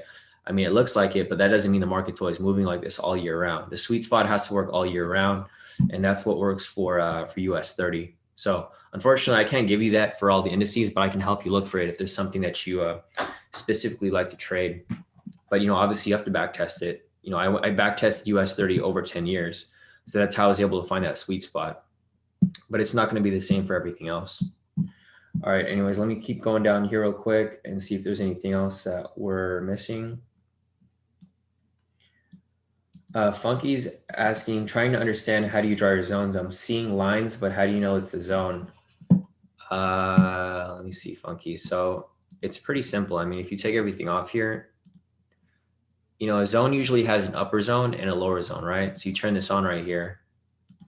You see how there's a lower zone and an upper zone? I mean, it's pretty simple. You just see right here, it's a zone. Like you just trace over it. So you have the lower zone, you have the upper zone. Just trace over it. Lower zone, upper zone, trace over it. I mean, it's not that difficult. I mean, it probably doesn't look that easy because you look at it from a different, like if you're drawing your zones from over here, yeah, it's gonna be harder because you see overlap here. But if you're drawing it from where it begins, like for example, right here, we have the lower zone and the upper zone. You just draw your zones over right there, Funky. Again, right here, upper zone, lower zone. So there's always two zones that are connected and you just connect them together. So once you have that right there, turn that off,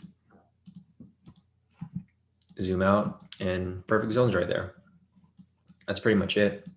Super, super simple. All right, so let me check the chat again, see if there's anything else. Hey, Mark, how's it going? Mark said, hey, Shawn, check the fibs on UK 100. I think UK is going to 65.50s. All right, so let me check out UK 100 real quick. I'll just go on, actually, I already have it marked up over here. So, Mark, I don't trade fibs, so I don't know what you're looking at here, but I mean, if you wanted to look at it, I guess this is the thing that I don't like about fibs. The thing about fibs is that you can place them in so many places where you're never really going to be 100%, right? like what you see, try setting a chart, Mark, if you have a chart for fibs or for your fib retracement. Because the problem with the fibs is you can place them anywhere and you just make them look like you can place them anywhere to make them look good, right? So for example, here, this could be the high. Some people place their fibs right here and they're like, oh yeah, check this out, I got a snipe, right? Because they draw it to like line up perfectly, right? You can manipulate the fibs to make it look perfect. Like for example, here, you can draw your fibs right here. And then people are like, oh yeah, I caught this perfect snipe right here. But yeah, because this happened like a long time ago. If you go to where price currently is, like for example, if where price currently is right here and you draw your fibs, you're not really going to know where the proper place is, because this could be the high, this could be the high, this could be the high. Like if you drew your fibs all the way from up here, you know, this fib's going to be totally different from if you're drawing your fibs over here, right? So your retracements are going to be totally different depending on where you start your fibs. And this is why I personally don't like the fibs, because it's too subjective. Like there's a lot of different ways here that you can draw it. Like for example, right here, like your low could have been right here if you were like looking at it farther back, or your low could have been right here, or your low could have been right here. So Mark, if you can send your chart, that would definitely help, because I don't know where you place your fibs at. Because, you know, like I mentioned, like anyone can draw fibs to make it look like they know what they're talking about. But in reality, if you're drawing your fibs on your own, you really wouldn't know where to put it, because this could be the high, this could be the high. So like, for example, if you drew your fibs like this, you know, this would it would line up perfectly. But if you drew your fibs from over here to here, it's going to be different, right? It's always going to be different where you place your fibs. So Mark, if you could send a screenshot of yours, I can, this is NASDAQ. Sorry, I wasn't even looking at UK. I'll go to UK real quick. Yeah, Mark, if you can send a screenshot of your fibs, then I can probably base it off what you're looking at, because I'm not sure where you drew your fibs at. If you drew it from this point up here to here, or to down here, or if you drew your fibs from here to down here, there's like a ton of places you can draw your fibs. So just depending on, you know, on what looks good to you, could be like look completely different to me. And that's why I personally don't like using stuff like that. That's subjective. That's why for the pivots here, there's no guesswork, right? For our snipe strategy here, you can't get this wrong, because you don't really, there's no subjectivity here. It's all objective. If you see the rejection, it's there. But if you don't see it there, then it's not there, obviously, right? You can't just make up a line here. Like for the fibs, you can draw your line anywhere. You can draw from here to here, and you're like, oh yeah, that's a perfect trade, or that's a perfect trade, or that's a perfect trade. Obviously, it's going to be a perfect trade because you're drawing it to what you're looking for. It's not necessarily on the screen. It's kind of, you're making it seem that it's there when it's not really there. So Mark, if you can send a screenshot of your fibs, I can take a look. Otherwise, you know, I don't trade fibs, so I don't know what you're looking at here, for example, because you did say it looks like a good entry. Let me check real quick. You said, I think fibs going to 655. So if I draw this here, let me just see what you meant. You meant 655. Let me see. 655. Let me just move this over here. You said, because I could probably base my fibs off wherever, like I could make it look good wherever you think price is going to go, right? So you said 650, 6550. Oh, no, 6655. Oh no, yeah. Damn, you're way down there, bro. 60. Here, I'll just type it in. 6550.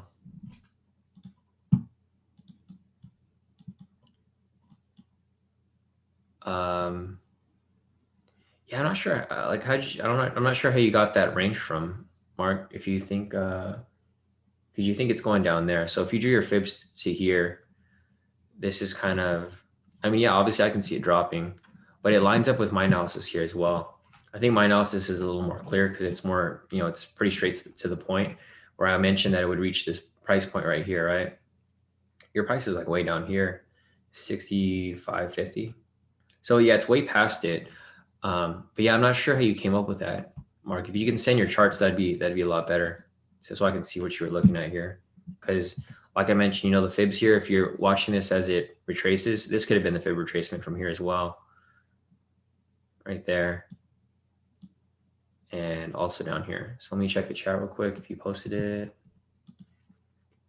All right, cool. Alkin said there's a DAX entry coming for the scalp. So I'm going to take a look at that real quick, guys. Take a break off this UK. But yeah, Mark, I'll come back to this if you can send over your screenshot so I can see what you're looking at, because I'm not sure what you see. I personally don't see it, so I'm not sure, what your analysis looks like there. So let's see. What happened to my drawings here? I hate when that happens, when like I drew my drawings here and then they disappear. But anyways, I'll look into that. There is a scalp coming for DAX right now. All right, we got about a minute left on this candle right here. So yeah, guys, there's a scalp right here coming for the DAX. I think I'm going to take it. Let me see. There's a scalp for the DAX right there. I'm probably going to go for like 150 pips. Like I mentioned, I don't normally trade the DAX, so I'm not sure what the sweet spot is for this. But let me open up all my MC4 real quick. I don't want to miss this trade.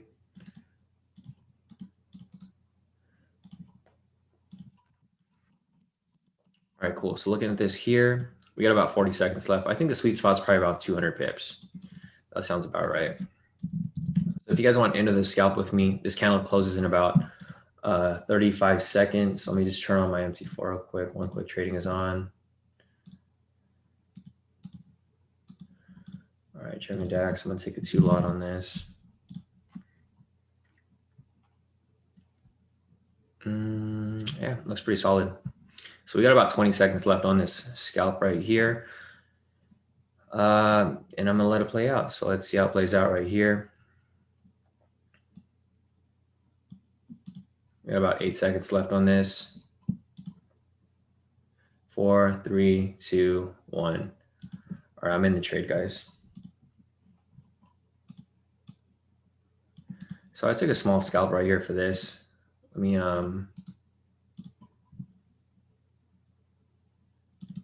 set my TP stop loss. TP is going to be 13899.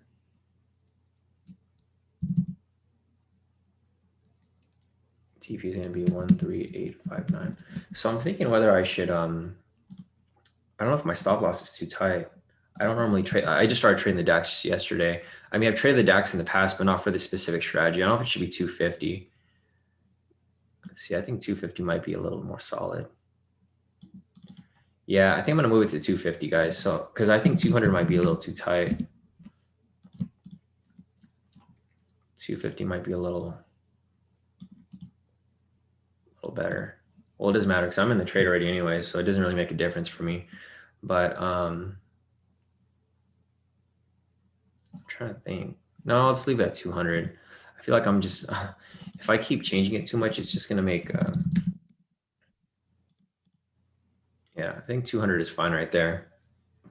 Because usually I like to have it above where price, where price is already reached, because it makes an easier scalp. It's just retesting an area that it's tested before. So I have my TP stop loss set up currently in this position right here. Yeah, I mean, that's it. Let me check real quick. So I'm like, it's bouncing around a lot. So I'm slightly in profit right now. Here's my my setup right here for the DAX. So I took a 2 lot right here. I'm in profit like $7. It's nothing. It's something small right now. But here's my my markup right here. Have it set up just like TradingView. So I mean, for the most part, it's pretty good. Thanks for that tip, Alkin. So we're in this trade right now, and then we will we'll see how this plays out.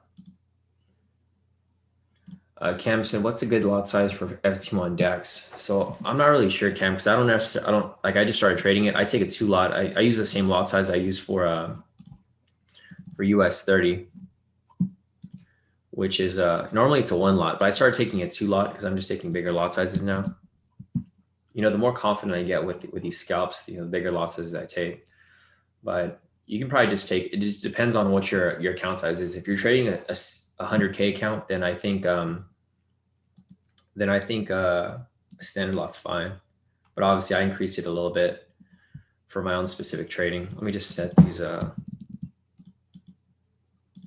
TP stop loss real quick. This is going to be Scalp number one.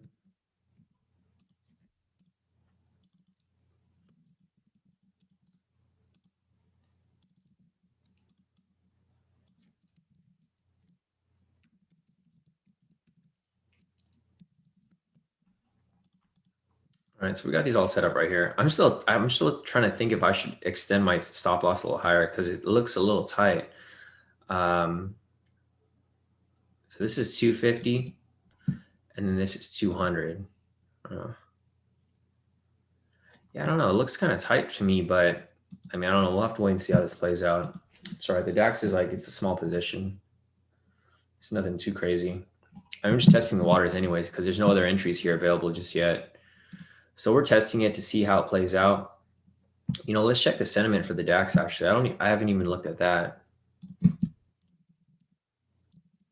DAX 30 sentiment.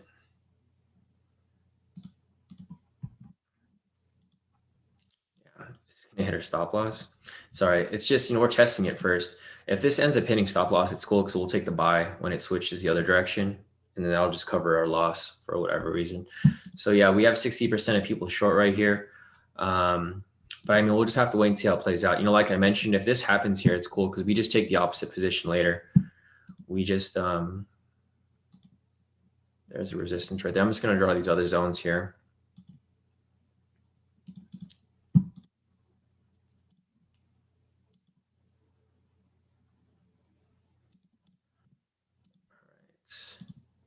I'm just drawing these so I can identify, you know, if it ends up breaking above, we can take the opposite direction.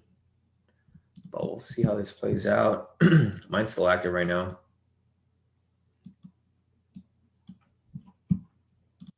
We should make a wider stop loss. I think I'm going to widen my stop loss a little bit, guys. Damn, it's too late now.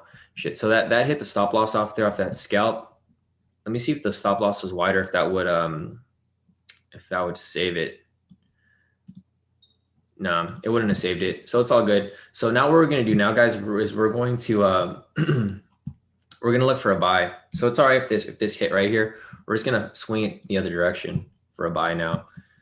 So that was just the test run for that scalp. It happens, you know, if that happens where it ends up hitting that, then we're just going to wait for the other direction. I think DAX is a little cheaper than the US 30, guys, or maybe it's just the actually it was the pip difference, because normally for US 30 we go for the 500 pip, but for the DAX we were going for 250. So it's fine. That was a small little loss for the DAX. Now what we're looking for here is we're looking for a price to swing above it, so we could take the scalping the other direction. So we're not looking at no more sells here for the DAX. We're looking for a price to come up, come down, we test it this way, and then we catch it on its way back up. So I'm going to keep looking at the DAX for a buy. I think US 30 is trying to swing up too.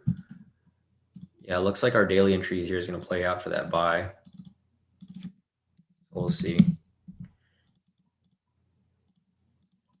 Now let me go back to the DAX real quick. Let me see if that was a bad trade, because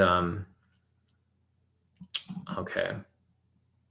So I think this might have been a bad trade because, like I mentioned before, yeah, fuck. Okay, so that was a bad trade. That was my bad, guys, because like I mentioned over here, if we have another entry, right?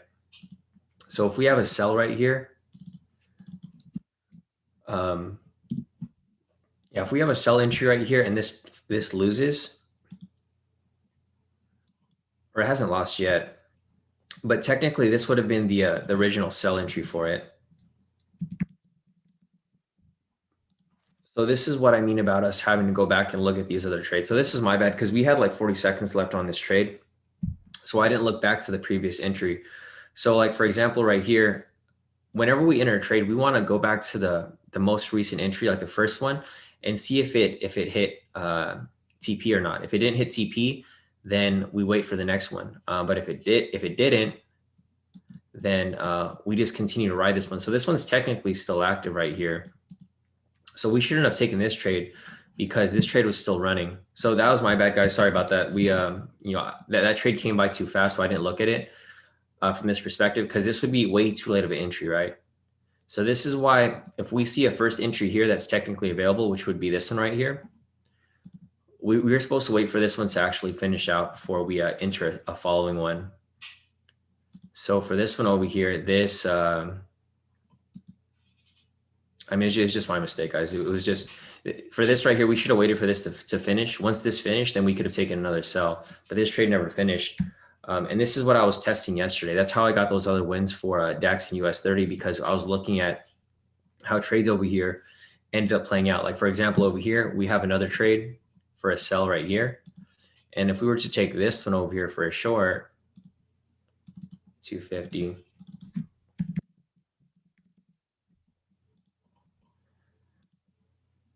this is like, yeah, this is I should have looked back even farther. So like how I mentioned before, guys, if you're taking sells and they lose, so this is the first trade right here, sell, right? After this loss right here, we shouldn't have taken any more sells. We were supposed to look only for buys, because like I mentioned, once we have a sell loss right here, we just look for price to swing above. And then we take this, we take a buy from there. Unfortunately, I didn't go back and look at that because, you know, obviously you guys can see on live. I looked at this like super quickly. And then what happened was we ended up taking this sell over here, but there was a sell that lost over here. And there was also another sell right here that's probably going to lose as well, because this one over here didn't fit the requirement. So if you have one loss for a sell, you only look for buys. And then until that happens, you just don't trade that pair. So this is one that we should have skipped. And this is what I'm talking about, the strategy. This is why I haven't created the demonstrational video yet, because I'm still testing this. I'm testing it to figure out, you know, what solutions we can come up with for these bad trades, or not bad trades, but, you know, the few trades that we end up hitting stop loss. So like, for example, here, we would have skipped this because this is a loss. With that said, we would have skipped this one right here, which, I mean, technically it's not a loss, but it's still actively running, which should have just been avoided. Because you can see right here, it got really close to TP, and then it ended up swinging back upwards. So, yeah, I mean, you know, we're still learning the strategy every day. It's still a brand new strategy, and I'm still figuring out solutions to these little fake outs that we get caught in. So I wouldn't take this trade right here either. Don't take this scalp right here for the DAX, because like I mentioned, we need a buy. We need a buy first. So once we get a buy, then we can take some more sells. But at this moment, we're not going to take any more sells for the DAX. So. Now that I know, just be a little more patient when we see these scalps instead of just hopping in, because we could have easily avoided this loss right here. Anyways, let me go back to US 30 real quick. All right, guys. So this is the daily entry right here for US 30. If you guys want to enter it, it's going to be a buy stop. So let me screenshot that. So it's technically at entry point right now, guys. So if you guys want to take this, you guys can take it. Let me check this real quick. US 30 daily right there.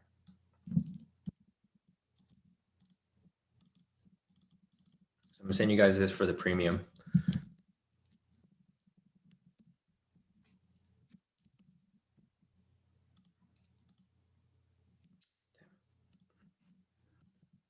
Put this down here.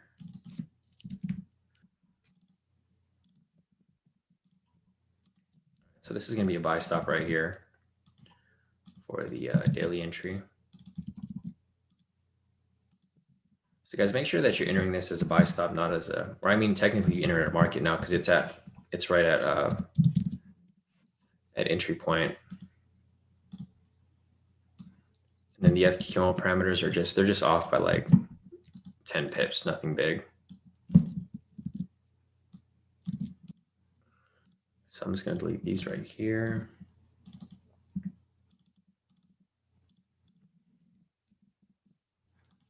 So it's currently in profit right now, guys. Looks good so far. 99. I hate doing math, but basic math, just subtracted by 10. 5, 4.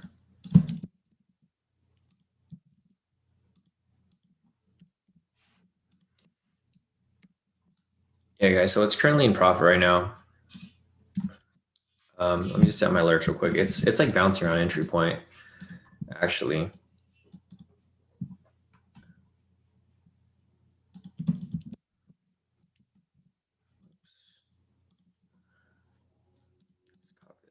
here.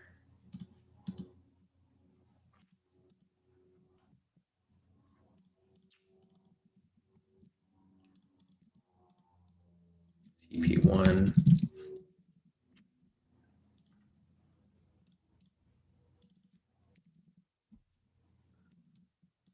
50. Let's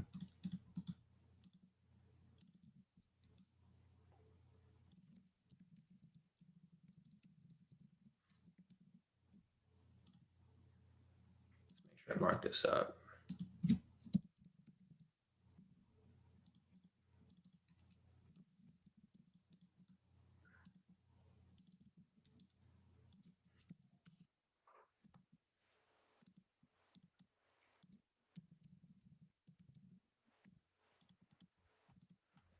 All right, so we should be good right here for US 30. This is the daily entry right here if you guys wanted to take it. Let me just move this over real quick, and then I'll probably be looking at some scalps as well. All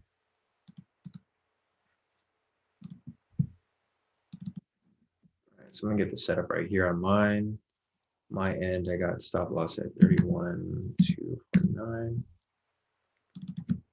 31,249.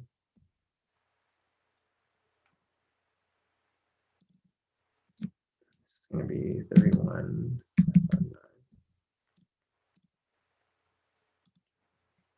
So I'll probably be scalping within this. So we got that full move right there, and then we'll pull up the US 30 over here as well. All right, so for the US 30 over here, let's see. I don't think there's any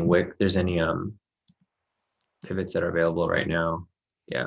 So there's no entries that are available for US 30 right now. It looks like if you were to take that daily entry, we'd be getting like a little head start on here. Because for example, if we were going to take some scalps, it would have to come up here, come back down, then bounce back up from that point. So we'll see how this ends up playing out. Obviously, this looks like it's gonna be a slow move because after this, these little retracements over here, it's just a pretty slow move from there. But I mean, it's gonna push up. All right, cool. So my position is looking all right so far. I'm like about entry point right here. So I'm like slightly in the, I'm like barely in negative, a few bucks in negative, but it's starting to push up right now as we speak. So that's pretty much it for that right there. Let me see if there's anything else in the chat before we continue on.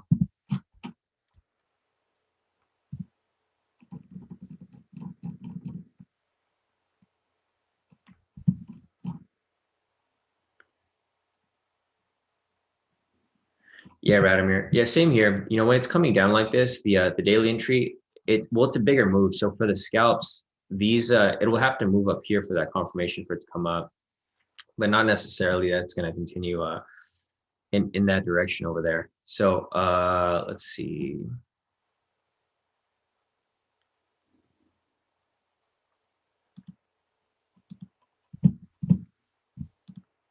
Let's see if there's anything else over here real quick.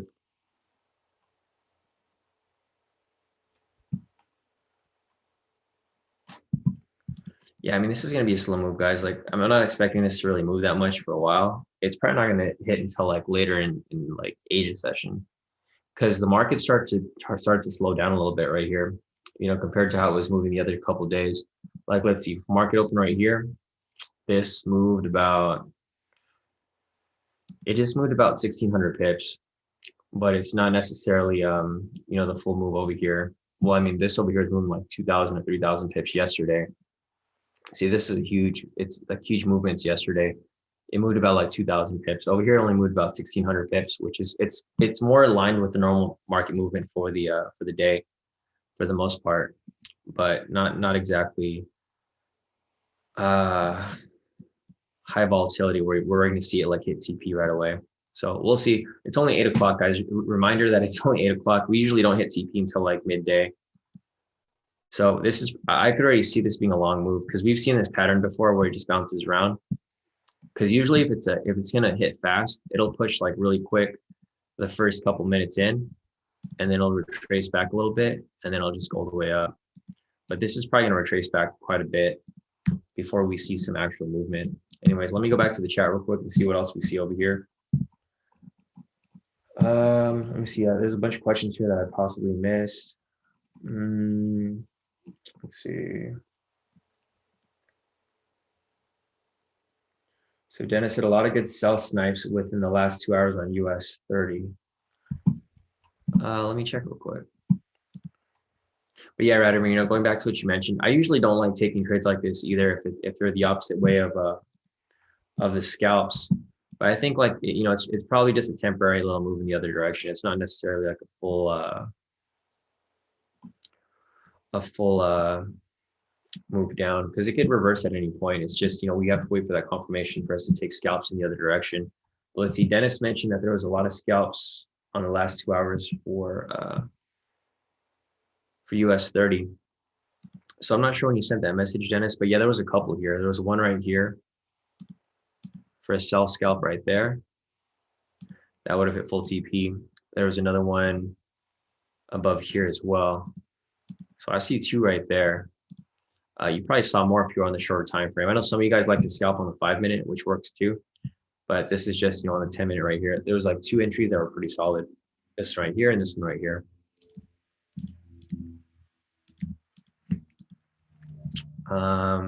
Yeah, we'll have to wait and see, because so the problem with this too is that the sentiment is, it's not like, it's like too close to the middle right now, right? 65% of people are short. So that's why it's pushing it up slightly. I don't know how far it's going to push up, but we'll have to wait and see, because the sentiment was at 64% of people short, and now it went to 65. So people are entering short positions. And with that said, like I mentioned, institutions and stuff usually push this opposite. So with the sentiment going higher for shorts, this is probably going to push up a little higher, but we'll have to wait and see how that ends up playing out from this point. But it's still a risky trade. I see this to be a risky trade. Reason for that is because the momentum down is still pretty strong. It hasn't broken above the pivots yet, right? So as you can see right here, it's still angling down super heavy. So obviously I want this to swing up, but I don't think it's going to swing up right away. It's probably going to take some time before it ends up, fully swinging in that direction. It's only going to give an opposite signal. And this is why I wanted to be a little careful about this, about taking these trades in the other direction, because it's a risky trade, but it can play out. Like, who knows? It can play out, or it cannot. It just depends on how it moves. But this falls within the strategy. So it falls within the strategy. We're going to take it because we know the results that the strategy yields. So it's a risk that I'm willing to take right now, because it just might shoot up, especially after this big drop. So it's dropped quite a bit since yesterday. So from yesterday, it dropped about 4,000 pips. So from this point, if it's dropped this many pips, it's going to have to swing back at some point, right? There's just no, there's going to be an oversold area for US 30. So what I'm going to do is I'm going to look at US 30 on the higher time frame. And let's see, we were analyzing it earlier.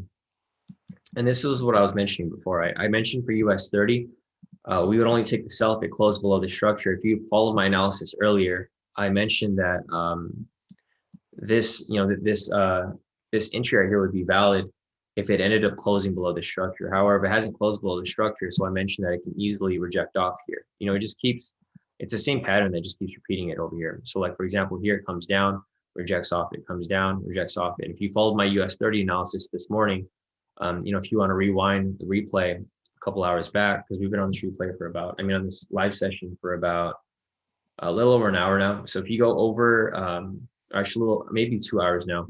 So if you go back a few hours back, you'll see that I mentioned right here that in order for us to take that sell, it'd have to close below here.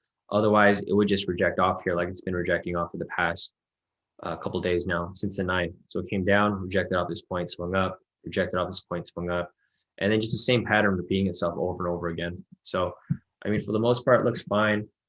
Other than that, it's still a risky trade, because we don't have a confirmation that it's going to go in that direction yet.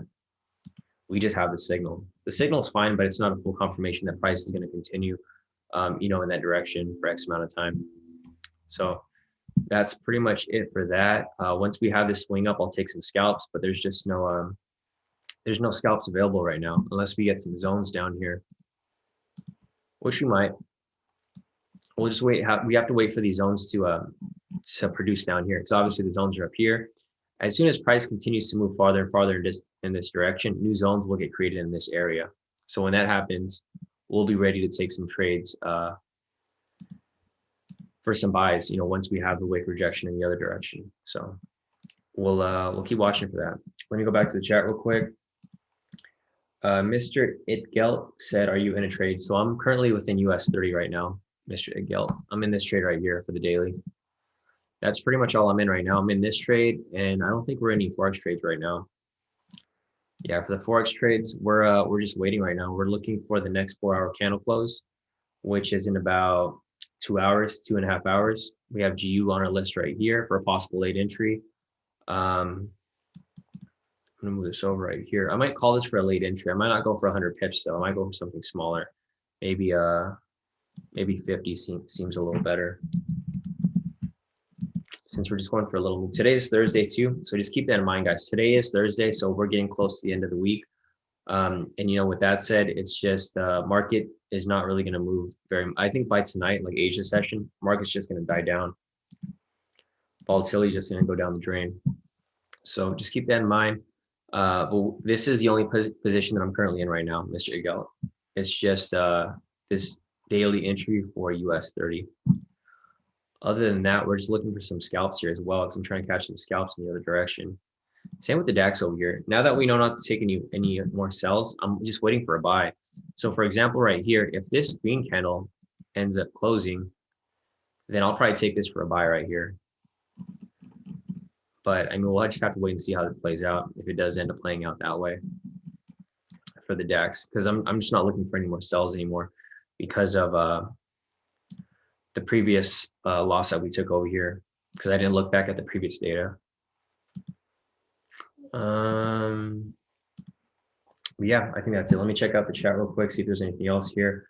Dennis said I've been taking scalps, had about 5 straight wins. Nice, Dennis. Yeah, if you focus on these scalps, guys, you can make way more profit scalping. That's why I focus more on scalping now, because it just works a lot better, right? It's like you don't have to trade on the 10-minute. I like to scalp on the 10-minute, but obviously I'll go here like on the 5-minute, right? It works just as fine on the 5-minute as well, where a lot of the K2 members have just been scalping and it's been killing it, right? So like, for example, right here, we have a zone. We have a zone right here. And I'm going to have to get all of these requirements like lined up, right? Like that new requirement, well, not a new requirement, but the requirement that I keep mentioning, where I mentioned that if you take a loss in one direction, you just hold off and you take the next direction following it. I'm going to include that in the course as well when I make the demonstrational video, which should probably be done by, I don't know, in a couple of weeks or so. I just want to make sure that everything is covered before I actually make that video, because I don't want to have to make the video, then have to revise it again at a later time. But yeah, looking at this here, the pivots. So if you were trading US 30 on the 5-minute, I mean, there's a ton of entries here. This might have been what you were looking at, Dennis, because I didn't see much on the 10-minute, but here on the 5-minute, there's actually a ton of entries here. So there's one right here, this green one, this green and this red one. Entries right there. Another one right here. Obviously, if you're trading on the 5-minute, you'll go for a smaller target. So if you were to take this trade right here, it looks like your target would have been like 25 pips, or even if it was 50, you still would have hit. But if you did half the range, you would hit TP right there. Same for this one right here. If you took this trade, this green candle, this would have hit TP right there. And then same situation with this red candle right here. If you took the half TP, which should be 25, that would hit right there as well. So maybe on the 5-minute, I should probably start scalping on here, but using the shorter range, because there's a ton of entries here that you looks like you took here, Dennis. So like that one right there, short position. I guess it would depend on where your TP stop loss would be, because if your TP stop loss is too tight, then you might get kicked out right here, or you might have to go for a worse risk reward. So instead of doing 25, you might have to have a wider stop loss, but just keep stacking these little scalps right here, because there's a bunch of entries here that you could have taken, which I'm assuming you took, because you mentioned that you had 5 back-to-back wins. If you had 5 back-to-back wins within the past 2 hours, you definitely took these scalps here on the 5-minute, because there's one right there. 1, 2, 3, 4, 5. Yeah, so if you took 5 back-to-back wins, Dennis, like you mentioned right here in the YouTube chat, then you definitely did this on the 5-minute right here, because within, let's see how far of a span. Within a 1 hour span, there's 5 entries right here. So 1, 2, 3, 4, 5. And then if you took those for 50 pips each, or I mean 25 pips, whichever one you were going for, 50 times or 500 times 5, you locked in about 2,500 pips off this little move right here. So that's pretty solid, Dennis. I might start looking on the 5-minute now too, since you guys are locking in some crazy profits off this. I mean, these are straight winners right here. There's like some more up here. There's some more up here. This is actually pretty solid, Dennis. So I might start looking on the 5-minute for these smaller scalps, just to lock in some trades with you, because yeah, these are pretty nice right here. It's pretty solid. So it's 1, 2. So from London session 1, 2, 3, 4, 5, 6, 7, 8, 9 wins on US 30, scalping it on the 5-minute. And it's not just the 5-minute either, guys. You guys can go on the 1-minute too. I know some people like to trade boldly on the 1-minute, which, I mean, it's possible. I wouldn't trade on the 1-minute because there's way too much noise on the 1-minute. But if you were to trade on the 1-minute, there's also entries here as well.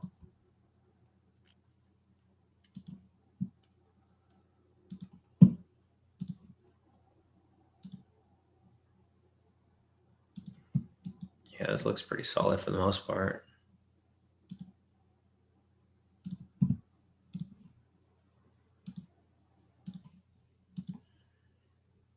But obviously, the lower time frame you go on, the more riskier it is, because you're gonna hit a lot of fake outs. Like for example, right here we have a couple of wins right here. We have this win over here for this red one. I'm not sure who trades on the 1-minute, but I've seen people in the chat talk about the 1-minute. So if you took this trade here, that would have won for like about 20 pips or so. It looks like if you took these trades over here, yeah, actually all of these would have been wins. So these would have been wins right here. This buy over here looks like it would have been a loss, but you probably would have skipped that after this one right here. Like I was mentioning before, guys, if you have one loss, you stop taking buys. Like, so for example, right here, if you took this buy right here, it looks like this would have been a win, obviously, or no, this would have been a loss. So if this was a loss, you wouldn't have taken any more buy positions. You were just going to the sells. So you have one loss there. You have one win here, covers that break even. You have one win right here. So now you're in profit if you took all these 3 trades. But yeah, the 1-minute just looks a little messy. So if you guys are trading on the 1-minute, I mean, there's some of you guys here that do trade on the 1-minute. I personally don't.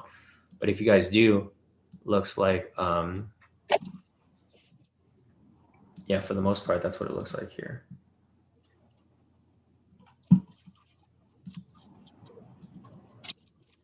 Let me just check this real quick. Yeah, daily entry right here is just playing out. It's a risky trade, guys, right? So like we have that buy entry there, but then we have the sell signal right here, and it's probably going to give another buy.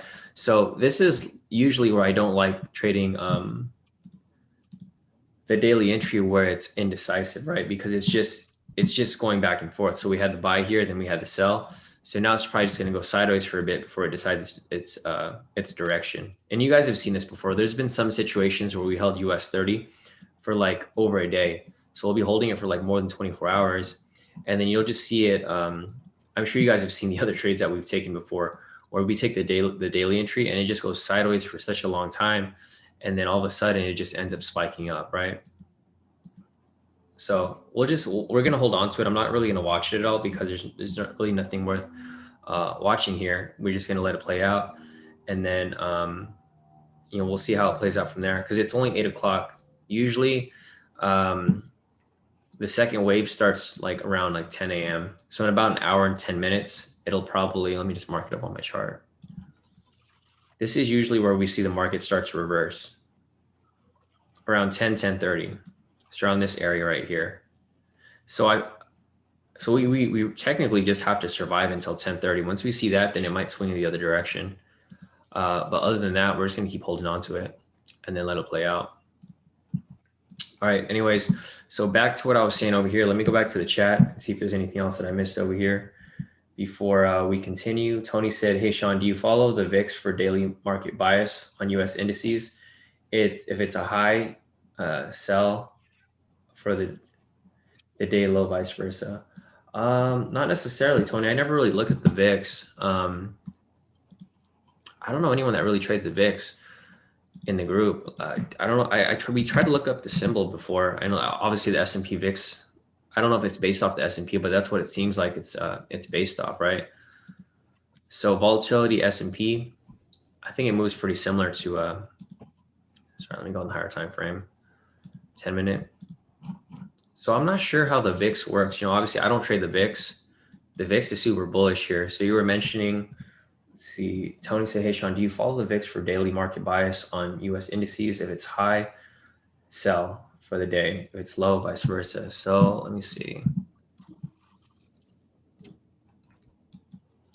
Yeah,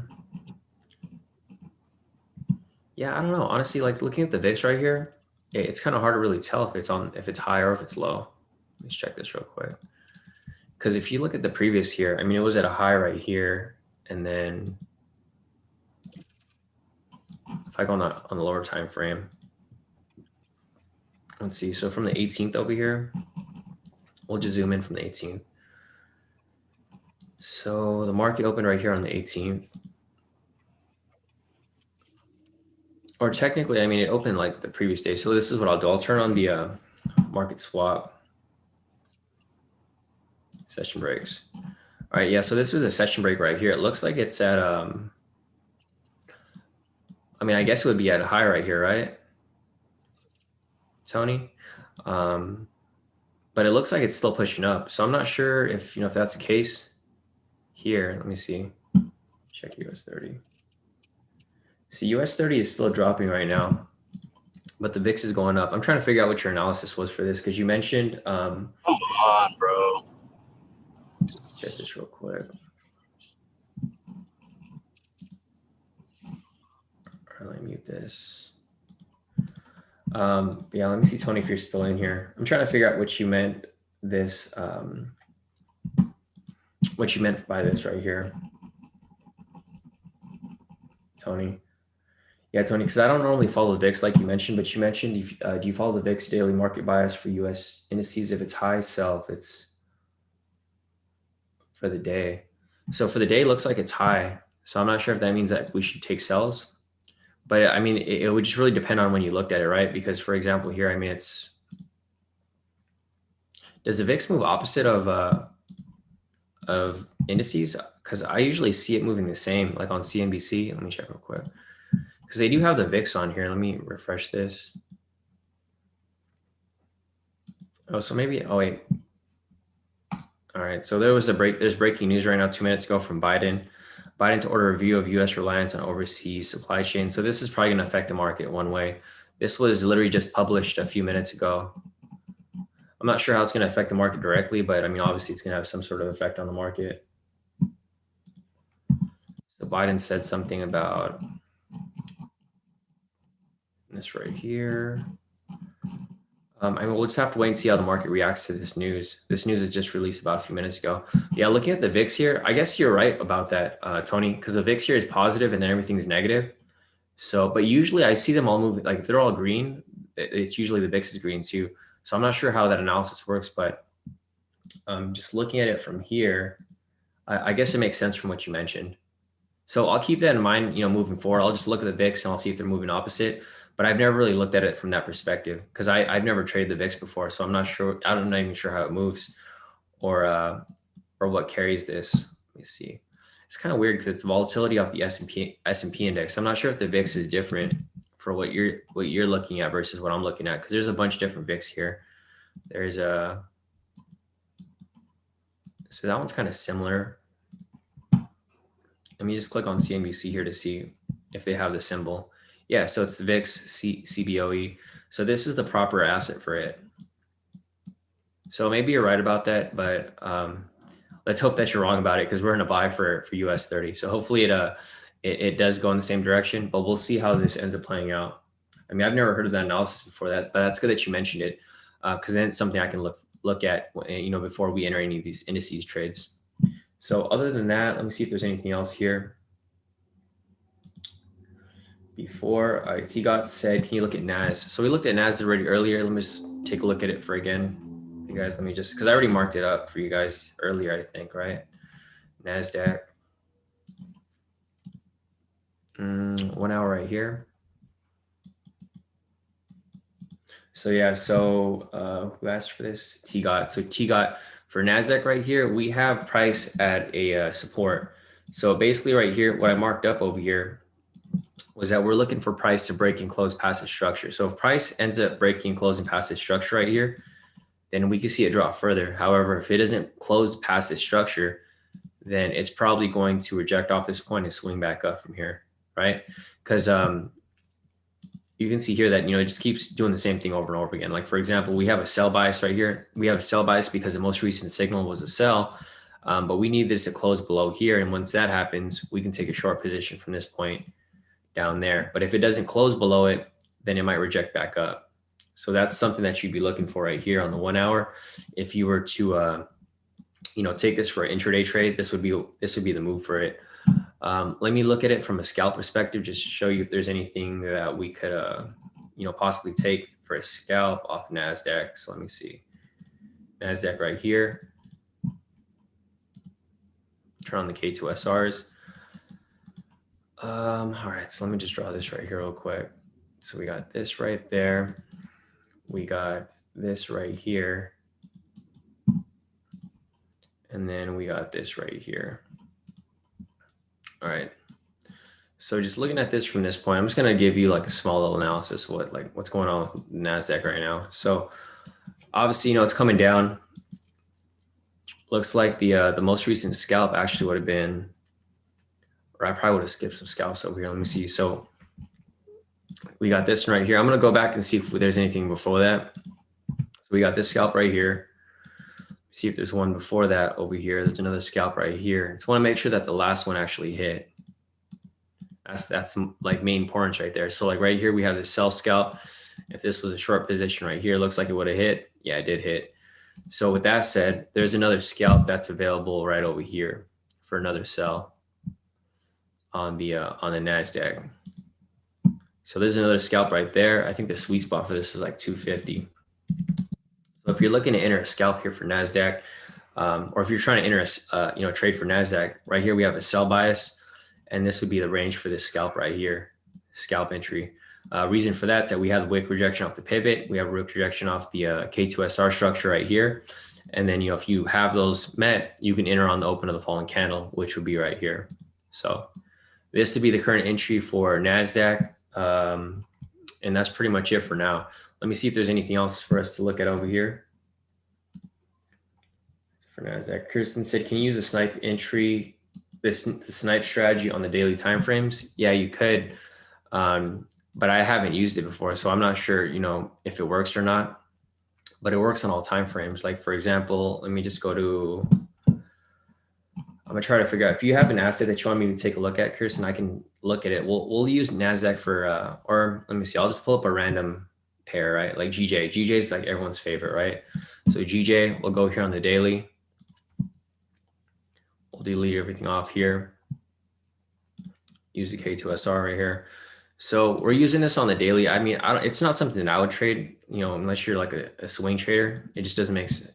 It's just like you be holding on to this trade for so long. But just looking at this for an example right here. So we have, I'm gonna use the same, let's go over here real quick, copy this. So the same snipe strategy that we just went over, I'll play it to this point right here because there's an entry. Or actually one above it right here. All right. So we confirm wick rejection off the K2 pivot. There is a wick rejection right here off the K2 pivot. Next, we confirm a wick rejection off the K2SR zone, which would be this zone right here. So with that said right there, we have those two requirements met. Third requirement, you just want to make sure that the wick doesn't touch the body. I mean, the pivot doesn't touch the body, which it doesn't. So if you were to enter this on the daily, you enter a long position right there. This is for about 177 pip move. You let that run, and obviously full TP. So Yes, it does work on the daily, Kirsten. It works on any time frame. It's not just set for one specific time frame. It's set for any of them really. But if you're waiting for this, if you're trading this on the daily, you're not going to catch very many entries. You're gonna be doing a lot of waiting. But if you do wait and you catch that perfect entry, then it's definitely worth the wait, right? So I'll show you there's a couple other entries over here as well. See if I can find these as we move along. And I'll just show you more examples here to show you that it does work on the daily. It's just you're probably not going to find very many entries off the daily, but if you have a lot of patience, then yeah, obviously it works.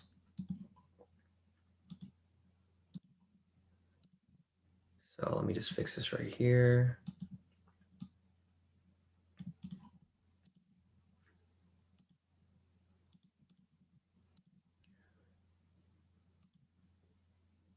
All right, looks pretty solid to me. So right here, we're on the daily time frame. So we have one entry right there. We actually have a couple entries. We have this green entry before it as well.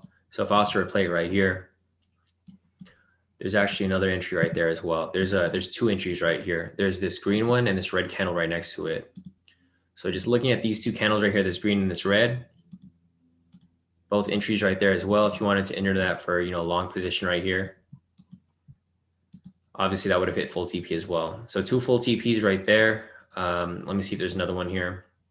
There's actually a lot. So now that you mentioned this, Kirsten, I think this is something that I probably want to if I want to take a set and forget position, I can easily do that. There's another entry right here for this red candle, rejection off that green pivot and the structure, long position right here. Yeah, and this ends up hitting full TP as well. So this is pretty solid, Kirsten. I never really thought about looking at this on the daily time frame, but just looking at this here, this actually hits pretty often. There's a lot of entries here. Right there. These are literally all these entries right here as well.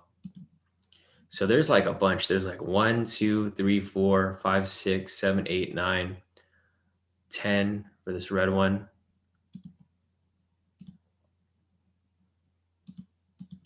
11, 12, 13, 14. Wow, there's a lot of entries here. So there's a lot of entries all the way back to November. There's a whole bunch of entries here that are available. It doesn't necessarily always work this smoothly though. Like sometimes if the market gets choppy right here, you just avoid these choppy markets and you wait for it to just swing back in your direction. But I mean, you can use the same principles that I mentioned. If you have one loss, just avoid trades in that direction and then go over to the other one. But this daily looks pretty solid, for the most part. So yeah, other than that, I think this is actually pretty solid, Kirsten. So if it's something that you want to trade, I think this is something I'm definitely going to look into moving forward, because I don't really like trading Forex for scalps anymore. When I trade Forex, I just hold on to the trade and I just I set and forget it, right? Versus US 30 where we like to scalp on the shorter time frames. But this is pretty solid right here. I mean, there's a bunch of entries that are available here on the daily. And it's a good find. So if this is how you like to trade, Kirsten, you can trade like this if you like to swing trade. I personally don't like to swing trade, so this might not fit my trading personality. But if it fits yours, you can use it perfectly fine because it looks like it hits. So that's it for this strategy on the daily. Wow, that's crazy. I didn't realize that. I've used it on the 4-hour, but I didn't think about the daily. So I'll take a look at that as well. Let's see if there's anything else over here. So I'm going to skip through some of these questions. So Dennis mentioned there was a zone, but I don't remember where you mentioned that because I missed it earlier. City said, are we taking the daily? Yeah, City, I just checked that daily entry as well. Emmanuel said, do you prefer to trade indices when they are in their main session? For instance, now there is a good DAX short sniper entry 10-minute, but it is advisable to take even if now main session is US. So Emmanuel, that's one great point. Like for me, I usually like to just trade the US 30 during US session, and I trade that all throughout the day. But like you mentioned with the DAX, we probably should have taken that DAX trade earlier because we could have avoided that loss if we just stuck to the session. But I think the DAX is fine. It's not necessarily like all of that bad because I've traded the DAX for an Asia session like yesterday when I took these trades. Look at David over here. He took the 1 minute. Yeah, look at David over here. He's doing crazy. He's taking these trades off the 1 minute chart. So some of you guys like to trade on the 1 minute. I personally don't. But like I mentioned yesterday, I took this DAX trade that Eric mentioned. So I took this DAX trade actually like at 9 p.m. or 10 p.m., like 2 hours before London Open. So this DAX trade right here, this is one that Eric marked up, and that's the one that I took right here as well, right? Those profits. So, I mean, I necessarily don't like focus on just trading certain sessions, but if you, that obviously would be better because the volatility is going to be higher for that specific time period.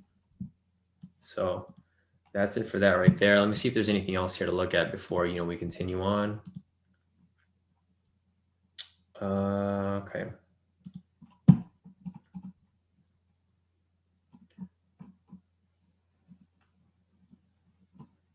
Sorry guys. Yeah, I'm seeing all your messages here early, like Billionaire. I see your message for US 30, and I'm assuming that was like when I was analyzing earlier on, because you mentioned did US 30 just reject off the yellow line, and I think it did. If we go on the scalps over here. So this is what I mentioned about me not wanting to go against the momentum, right? Because the momentum down is still super strong. Unfortunately, I did enter this trade, so I'm in this daily entry with you guys, and I'm hoping it swings back up because, obviously I'm in the opposite direction. But yeah, it did reject off this this yellow pivot over here, Billionaire Mindset. I'm not sure which one you were talking about, but it did reject off a bunch over here as well. I'm not sure if this is the one you're referring to earlier, because you did mention that like a few hours back. So if that was the case, yeah, this would have been an entry right here. But it did reject off these yellow pivots down here as well. So we'll see how this plays out.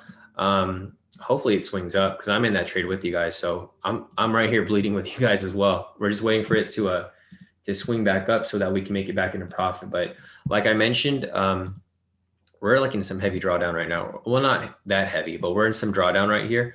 And usually the market starts to reverse around 10:30 right here because the market moves in two impulses, right? So the market opened right here at 6:30. It just impulsed down, and then it'll generally impulse back up midway through. So that's what we're waiting for right here. So we probably could have waited on this trade. We could have held off on it for a bit and then just put a buy stop right here. But, unfortunately we didn't. And I'm in the trade with you guys. So there's no biggie here. I mean, we're both in this trade and we're both hanging on to it until it plays out. I mean, it's still decent. It's not really like that far in drawdown. It's in some drawdown, but it's still got some ways to go. Before it reaches any like critical points. So holding on to that as we speak. Other than that, let me check the chat real quick and see if there's anything else that we missed. Matt said UK 100 don't like me, so I don't mess with it. Yeah, I'm the same way, Matt. I mean, I've never really messed with it in general, so it's not really something that I normally trade, but it's not something that I necessarily really like to trade or something that I'll really focus on. Mr. Itklets asking, how do I get the K2 lines to draw the structures? You need to have the indicators, Mr. Inglet. You have to go on the website, K2trades.com, and then just sign up for the K2 strategies right here to get access to the K2SR lines right here, these zones that draw on the chart for you. So that's how you would get access to it. Shawn wants me to take a look at OddJPY. So let me pull up OddJPY for you guys. So we'll go over here, OddJPY, and then I will, oh, sorry, I'm on the wrong chart.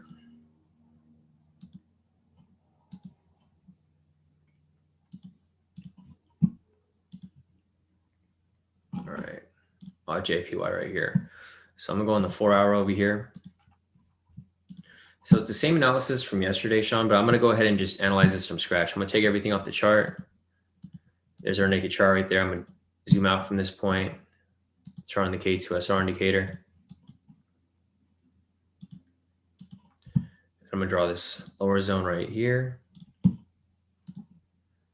Draw this zone right here. A couple of zones over here as well.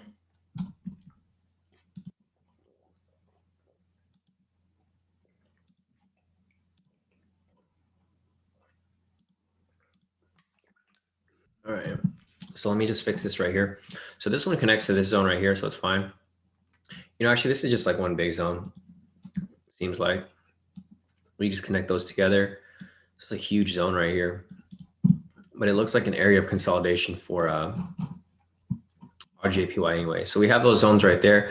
Next up, we need the higher zones to determine where the ceiling's at. So we'll go on the 8 hour, nothing there. We'll go on the daily, nothing there. We'll go on the weekly, and there's something there. All right, cool. So the zone's gonna be right here. And then the next zone is gonna be way up here. All right. So here's RJPY. It's currently at a resistance.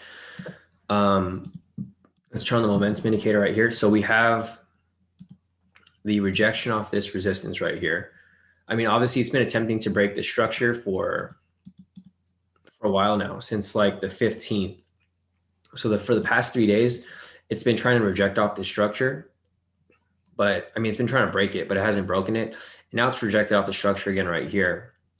It's now followed with a sell signal right here, Shawn. So basically what I'd be looking for here is for price to break and close past this structure right here. Once price breaks and closes past this structure right here, then you can take a short position and then write it to this next structure right here, and then exit before it reaches the next structure. Because once it reaches this point, it can either reject off right here, or it can break through it and continue down further, right? So this is basically what I see happening for RJPY. You know, it's the same pattern that I've been marking up for you guys over here. Same situation over here, rejection, buy signal, break and close past structure, and then it pushes up here. Now it's just going back in the opposite direction. You know, it's a back and forth movement, especially for something like this, like the Forex market. Like the Forex market is a ranging market, so it bounces back and forth pretty often.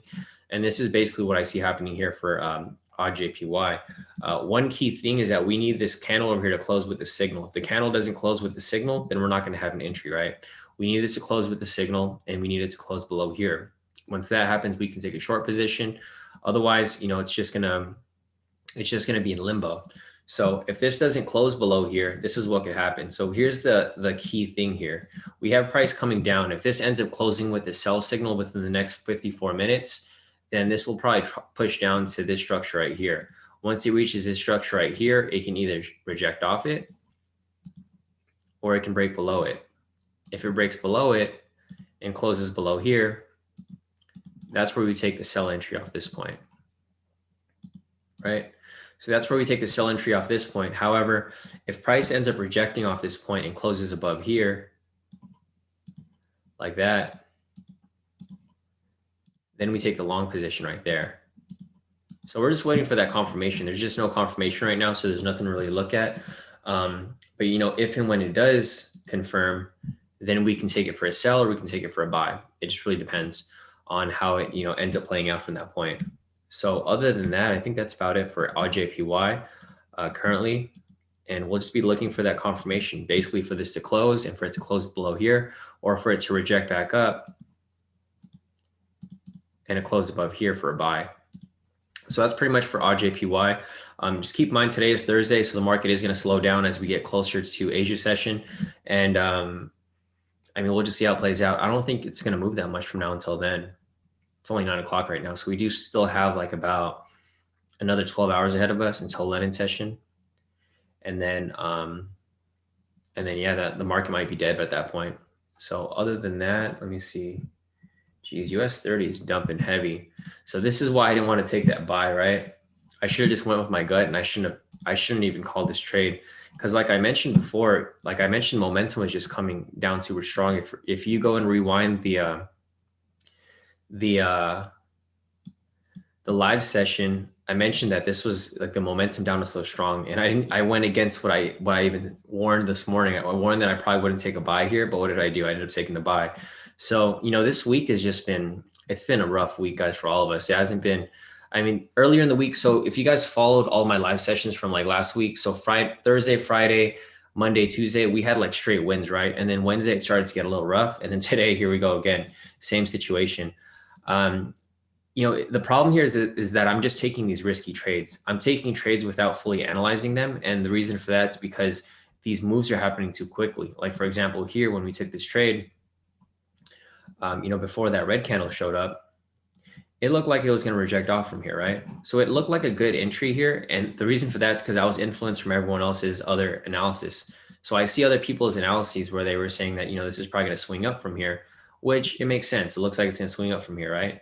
But if I follow what I mentioned earlier, the beginning of the session, I mentioned that momentum here was so strong that I probably wouldn't take a buy. However, I still took it, and look where we're at now.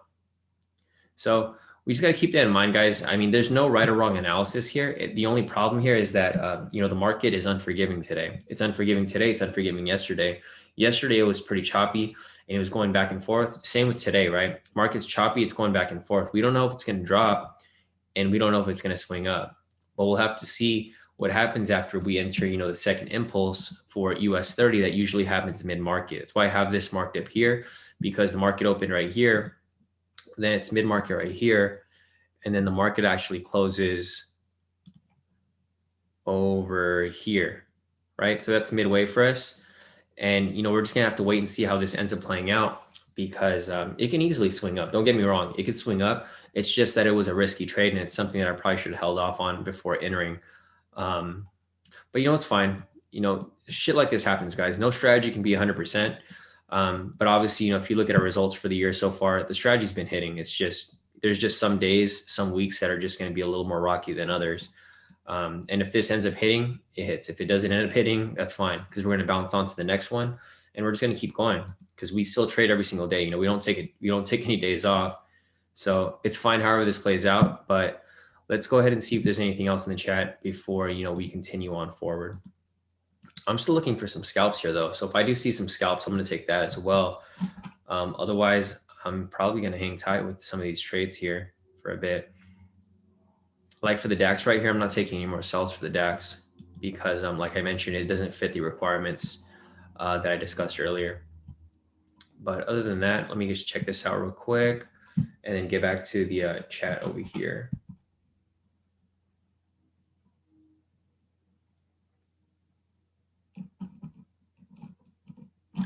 Yeah, see, it's exactly what Camo said over here. He said, we have most wins when we actually have zones to snipe. Yeah, there's no zones right now, so there's nothing to really look at, right, at this point. That's why we can't snipe anything, because there's no zones available. Once the zones become available, then we can start sniping, but there's nothing down here until some zones get created down here. So this is what I'm looking for. This is actually what I'm hoping for. I'm hoping that there's a zone that gets created somewhere around here.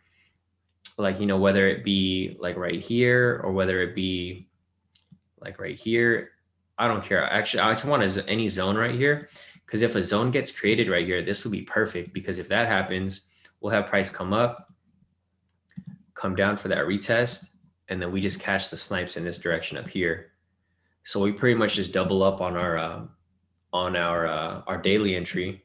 Well, not double up, but we add more entries for buys when that happens, and then we can catch it on the way up. But I mean, yeah, like Camo said right here, there's no zones that are available. So that's why we don't have any trades that we can take at this time. Yeah, Camo also mentioned that the daily is 60-40, then snipes almost be like 80-20, which I agree too. That's why, like for the daily, I actually like taking those trades because they hit most of the time. But other than that, let me go through the chat and see if there's anything else here to answer before we continue on with this. Here, let's see. Oh, Mark was talking about 4 hour. Okay, that makes sense, Mark. That's why my fibs were a bit off on the 10-minute, because there's too much noise on there. Yeah, Sam said it bounced off support 1. LMC wants me to take a look at GJ. So I just looked at AJ right here. It's probably gonna line up with the same analysis for GJ, but we'll take a look anyways. So here's GJ. I'm gonna delete everything off the chart, turn off the K2SR indicator, turn off the momentum indicator. There's a naked chart right there. First thing I do is I turn on the K2SR indicator. And same analysis as I do for pretty much everything. So like, for example, right here, I'll draw that zone. I'll draw this zone right there. This one right there. This one right there. This one right there. Man, I'm thinking back to all the trades that we took today. I made so many mistakes today. So you guys can see here, I've been trading for a long time, guys, but I still make mistakes. But when I do make mistakes, I own up to it. I'm not going to hide it and act like I didn't do it. There's mistakes that happen. Like with the DAX earlier, just thinking back to that, that was like a stupid mistake on my end because I should have known to look back at the previous entry, which I didn't. I just hopped in because we had like 40 seconds left on that candle, and I really wanted to scalp it, which is fine. I mean, stuff happens, and it's all good as long as you learn from your mistakes. That's all that really matters, guys. So it's okay to make mistakes. Just keep that in mind because I feel like a lot of people here, like that's like the worst thing that they can do. Like they don't want to make any mistakes at all. But in reality, you have to make mistakes. Not everything's going to be cookie cutter perfect for you, especially with trading because trading is so subjective. But anyways, looking at GJ over here, I'm going to hide this. It's been in an uptrend for a long time. Turn on the momentum indicator. So yeah, same pattern that I've been, discussing this entire session. So like, for example, here we have the rejection off this point, or no, we have the rejection off this point right here. It's the same analysis that I did yesterday for GJ. We had a rejection off this point. We had the buy signal right here. We had price break and close past structure right here. Sorry, let me make this smaller so you guys can actually see it. So the rejection was right here. We have the buy signal right here. We have the break and close past structure right here for this green candle. So when those are met right there, what I mentioned is when this happens, price pushes to the next structure, right? And then at this point, price broke and closed past this structure right here. And then from this point, it pushes up to this next structure up here, right? So it's still on its way up there. Obviously, if you took this long position down here, you'd be sitting in some pretty nice profit so far. The full move might be right there, about 200 pips. It's almost there. It's almost done at the full move.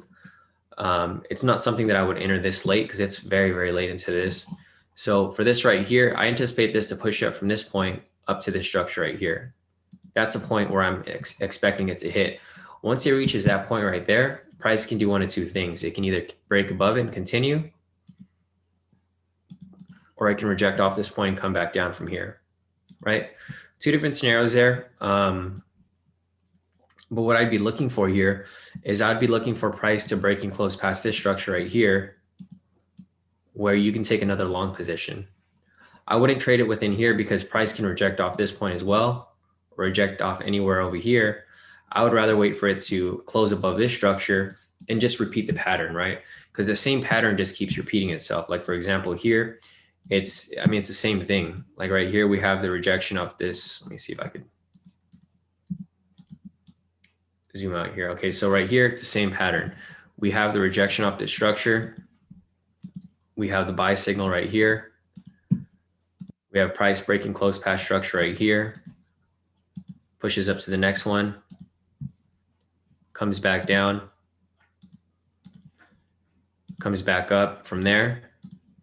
We have a breaking close past structure, and then it just keeps repeating itself. It's the same thing that does over and over again. You don't have to overcomplicate this. You literally just, follow the requirements, break and close past structure, push up to the next one. And if you took all these trades here, these are some nice profits. You could have taken a buy there, locked in maybe 40, 50 pips right there. Again, right here, if you enter this, lock in another 40, 50 pips again right there, 50 pips. And these are just straight winners. You just keep doing the same thing over and over again. Again, right there, it's all about repetition, 40 pips, 80 pips, et cetera, et cetera. Again, right here, 200 pips. And then as it breaks above here, you take another long position right there as well. So there's a lot of positions here that you can take. It's not just one position or the other. Literally, it's just you're just waiting for that confirmation for price to break and close past the structure for you to take that entry in that direction. So that's pretty much it for GJ right there. Other than that, let me check the chat out and see if there's anything else to look at before we continue.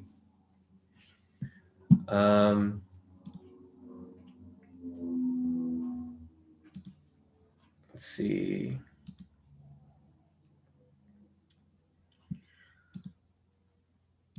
Bounced off the thing. Harris said I was right. Not necessarily because it's in drawdown right now. So Harris, I know you took a buy earlier around the same area. I think you took the buy like somewhere around here. So you're probably like in some deeper drawdown than where we currently are. Because I remember when you mentioned that you took the buy when it was over here. I mean, you're not necessarily right or wrong yet because it hasn't played out yet. But like I was mentioning, when we analyzed your buy that you took earlier, let me go back over here. So you took the buy when the market opened. So market opened over here. And then it was like I was mentioning, I said that you probably saw this right here, right? You saw that because you saw the price action right here. You saw the wick rejection. So you took the buy right here. So if you took the buy at this point, I mean, you're in some like heavy drawdown if you took it that early, because you took it really early. So you'd be in a drawdown for about nearly 1,500 pips already at this point. We took it at a later point. So we're currently, I mean, we're in drawdown too, but we're not that bad of a drawdown from up here.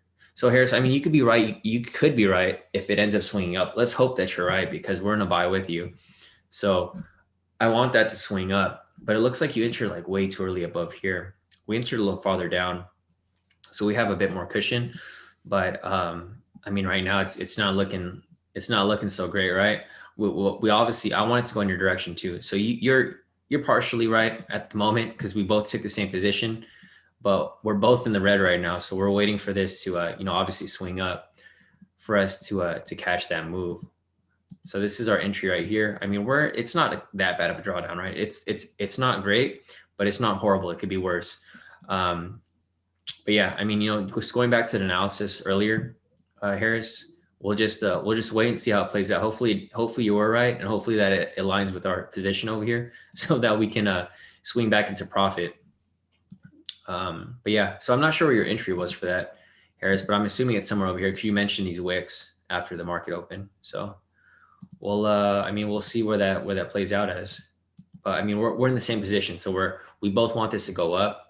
And that's the main goal here, for it to push up from this point and hit our TPs. And it was like I was mentioning earlier, right? So if you guys were following my analysis like about an hour ago, I mentioned that price generally moves in two impulses. I said once it reaches close to 10 o'clock, which we're getting closer to it, it's 10:19 right now. As we get closer to 10 o'clock, it usually reverses. So we have price come down halfway through the market. Then around 10 o'clock, it ends up going in the opposite way, right? So it's doing exactly what we anticipated it to do. And let's just hope that it continues to push in that direction so that we can cash some profit off this daily entry.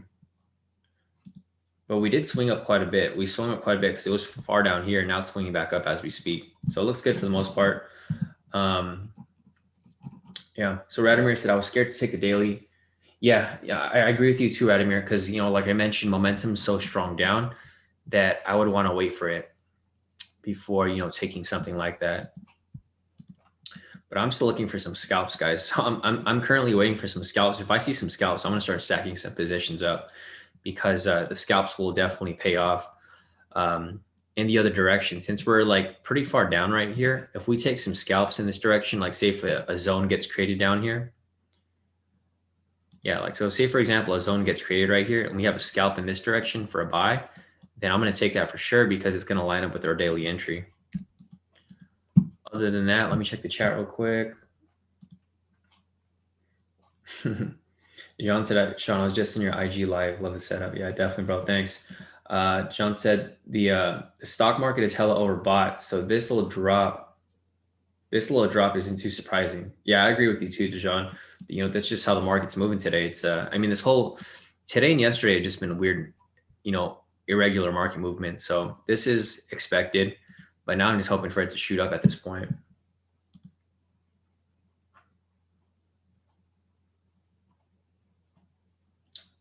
Let's see.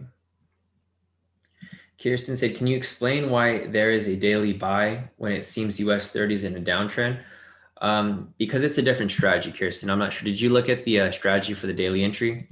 For the daily entry, we just look for the first valid signal after market open. We're not looking at the trend at all because we're trading directly off momentum. So if momentum is indicating a swing upwards, that's why we're catching the move in that direction. Let me just show you an example. Let's go back to like the beginning of the year and I'll show you, actually, let me go back over here. So let me go back to, this is testing. Okay.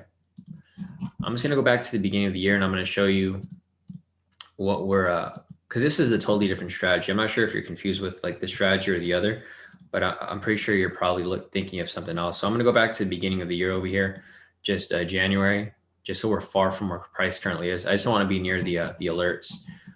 So here we are in January. I think the first day of January was, what was it, the 3rd, I think?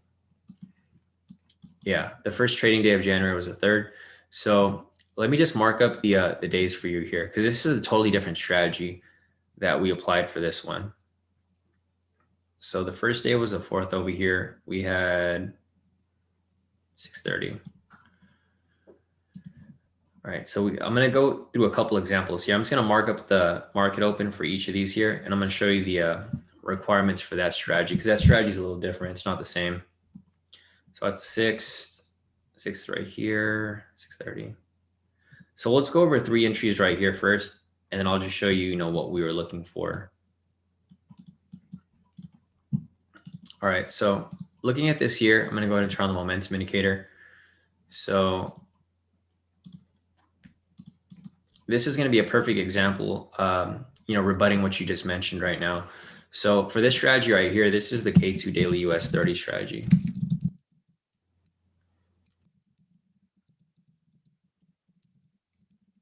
So for this, you're just going to look for entries after stock exchange open, which is going to be 6:30 a.m. Pacific Standard Time or 9:30 a.m. Eastern Time. So that's what you look for first. Second, you want to confirm the first valid K2 signal, and then you just enter on the open of the falling candle.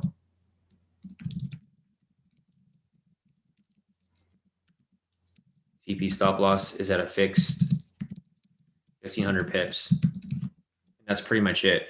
So like you mentioned earlier, you were asking, prices in a downtrend, why would we enter a buy? The same setup is right here as well, right? So for example, right here, price is obviously in a downtrend, right? It's trending down super heavily. So for this strategy, we're just trading directly off momentum, even though, so if you're trading that way and that's, your thought process, you're like, oh, price is going down so heavy, I'm not going to take any buys. So if you're following our requirements here, we look for entries after New York Stock Exchange open, which would be 6:30 a.m. Pacific Standard Time, which would be right here. The market opened right here. So that first requirement has been met. The second requirement is you want to confirm the first valid K2 signal. So right here is a valid buy signal since it's a green bullish candle within your green buy signal. So that requirement's been met there as well. The next requirement is that you just enter on the open of the falling candle. That's it, just 2 requirements. Then you enter right here. You place your TP stop loss at 1,500 pips, which is a sweet spot that I've determined from my back test. And once you have that set up right there, you let it run. And what do you know? Full TP, right? So this strategy is totally different from from the other strategy. So I'm not sure if you watched all the videos or if if you're confused with the strategy that we're looking at currently. But this strategy for the daily is totally different from the scalping strategy. So I think that's where this is pretty much where the differences come in with this strategy. It's just directly off momentum using the momentum indicator versus the trend. Because for example, here, if you're too stuck on the trend, you would have missed this trade right here, because obviously price is trending down. You wouldn't want to take this buy, but if you took it, you still would have won off that trade. So that's one example right there on January 4th. We'll go to the next day over here. Let me see if there's another example over here for the 5th. So let me see this real quick. Let me just grab this, pull it down. All right, so just looking at this on the 5th. Okay, so same situation right here. This is when the market opened. This is an invalid signal. It's invalid because it's a sell signal with the green bullish candle within it. And then there is a valid buy right there. Okay, so same thing right here. We look for the first entry after 6:30 when the market opens right here. That's the first requirement. The second requirement is the first valid K2 signal. This is an invalid signal because it's a sell signal with the green bullish candle. And this is a buy signal with the green bullish candle. So this is valid. So once those requirements are met right there, we enter a long position right here. And then same thing, 1,500 pips both ways. We let this run right there. And what do you know, full TP. So that's pretty much, that's how this strategy works. It's very simple. We don't take trend into consideration because this is a totally different strategy. So depending on what you're applying, you just follow the requirements that I teach. And that's pretty much how they work. I mean, there's a reason behind this, because we don't want to get caught in these fake outs. Like for example, over here, this trade right here probably would have been an uptrend, but it'd be a choppy uptrend. But for right here, it'd be the complete opposite. So we'll go over one more right here. This is, so we had the 4th, we had the 5th, and then this is the 6th over here. So this is the 6th day right here. Looking at this over here, we have the first, we look for entries after the market open right here, 6:30 a.m. We confirm after the first valid signal, which should be right here. Take a long position right there. And it's the same difference, 1,500 pips. Let it run full TP. So we have 3 back-to-back full TPs right here. And this is, this goes back to what Camo said. We follow the strategy because it works. Even if the trend is going the opposite direction, we follow momentum in the other direction. That's why for here, even though price was trending down and it looks like a horrible trade right here, this can easily swing back up at any point, right? We know the strategy works and we've used it for like years now. So we know that it works, and that's why we're just trusting it, and we're not necessarily gonna, get scared and hop out of the trade and miss out on this move if it ends up swinging up. And it looks like it's swinging up as we speak, so it looks pretty decent so far. But yeah, I mean, that's the difference between the strategy. Kirsten, I'm not sure if you're still in this live session, but yeah, this is pretty much how it works. It's a totally different strategy. Just make sure that you're not confusing the strategies, because this one's completely different from the snipe strategy. So I'm not sure if that's where the confusion is with the requirements here. But all right, so that's it for that right there. Let me go back to the questions and see if there's anything else to look at. It's 9:30 right now, guys. So I'm going to look for some Forex pairs in about 10 minutes. And then after that, I'm going to get off about 10 o'clock my time, which will be about enough time for me, because I've been on this session for about, let's see, 2 hours now, going on 3 hours. So it's about time for me to take a break. But yeah, I'm going to answer whatever questions we have left, and then I'm going to look over the Forex pairs. If there's nothing there, then I'll be calling it a day, and I'll be back later today for the mentoring sessions today. So if you guys want to sit in on my mentoring sessions, I have, let me check real quick. Sorry, let me check this real quick. I think I have a mentoring session later today at about 2 p.m. So I have a mentoring session today at 2 p.m. with Vashti. I'm not sure if that's still on. I'll have to double check it. And then I have another mentoring session later today at 4 p.m. with Robert, if you guys want to sit in on that. And then another one later tonight at 6 p.m. with Andrea. So I have 3 mentoring sessions today later. If you guys aren't already subscribed to the YouTube channel, in order for you guys to have access to my mentoring sessions completely free, just make sure that you like this video, you subscribe to the YouTube channel, and you turn on notifications so that YouTube knows that you want to watch my videos. Because if you don't, then they're not going to send you the email. Basically, if you have your notifications turned on and you show YouTube that you want to watch my videos, they will send you an email every time I go live. I go live about 3 to 5 times a day, but I don't send links to all of them. I only send links to the daily trading room, and the mentoring sessions are just they're just at random whenever people schedule them. So if you guys want to sit in on my sessions today, I have about 3 sessions after this, and they're gapped out by 2 hours each. So one at 2 p.m., one at 4 p.m., and then one at 6 p.m. later on tonight, with 3 different people. So if you guys want to see how I mentor people, you can sit in on those sessions. It's completely free. You just need to like the YouTube videos, subscribe to the YouTube channel, and turn on notifications so that YouTube will send you an email when I go live later today. But okay, so let me go through the chat and see if there's anything else that I missed here. Dennis said it never made it out of the 15-minute zone on that last buy signal. So let's see. So the zones don't really matter, Dennis, for the daily entry. If you go back to the examples that I went over here, the zones don't matter because price breaks right through them, right? So like, for example, over here, let me just show you for an example again. I'll just rewind this over here. Like this strategy, these are the only requirements there's nothing here that says that you have to look for zones, because if you look for zones, you're probably not going to catch these trades. Like for example, over here, let me see this, if there's a zone around just this area. So let's see. So the zones are kind of far off on here. We got to keep in mind that this was the new year too. So there wasn't really any zones in that area. So let me see if there's any new zones over here. Okay, so this is a perfect example right here, right? For you, Dennis. So like, let me just draw that zone right there. I'll turn this off. Because with the zone right here, if you're too worried about the zones right here, you would have missed this trade right here. So let me just go back to this second day over here on the 5th. All right, so this is a perfect example right here, Dennis, right? Because you're mentioning about the zone, how it didn't break the zone. So right here, if you were to take this trade right here, if you're too worried about the zones, you would have just avoided it, right? Because price is within a zone. It hasn't broken the zone. So if you were waiting for this right here and you're trying to take this trade, you would have completely missed this trade because you're like, oh, there's a zone here. I'm not going to take it. But look what happened here. Straight to TP, right? So we don't take the zones into consideration for US 30. The zones move differently. Even for the snipe strategy, we don't consider the zones as rejection points. We consider the zones as, we consider them as rejection points, but not as resistance or support, because price generally breaks right through them. US 30 is a totally different asset. That's why this strategy isn't combined with this strategy here for Forex, because Forex respects the zones. If you look at Forex here, they respect the zones, right? They reach the zone and they bounce off. For US 30 here, it doesn't really respect the zones. It'll break right through it. It'll come back, test it, break right through it again, and it'll just do what it wants. It depends on how strong momentum is. So I think that's the main difference for US 30 and different assets, Dennis. I think you might have to go back and relook at how things move, because indices move totally different from Forex pairs.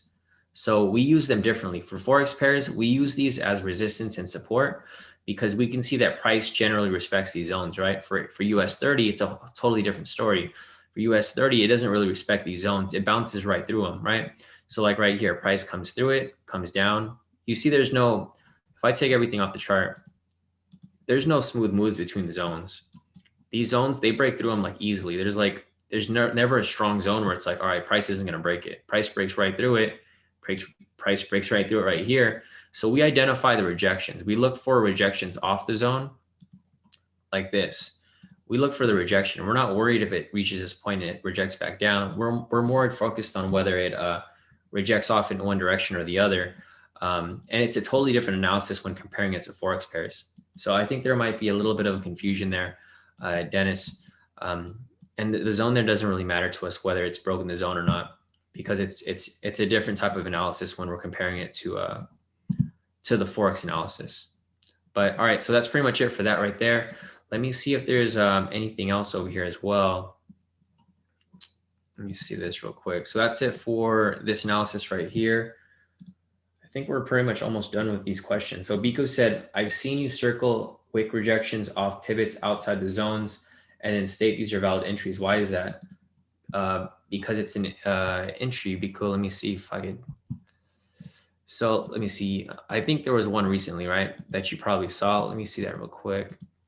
So you mentioned a wick rejection outside of the zone. The rejection doesn't have to be within the zone, Biko. Like for example, right here, I think there's a confusion for you as well over here, because, okay, so let me go back to the requirements over here. So let's just go back over the requirements, right? You confirm a wick rejection off a K2 pivot, right? So for this right here, there is a wick rejection off the pivot, right? So that's requirement number one.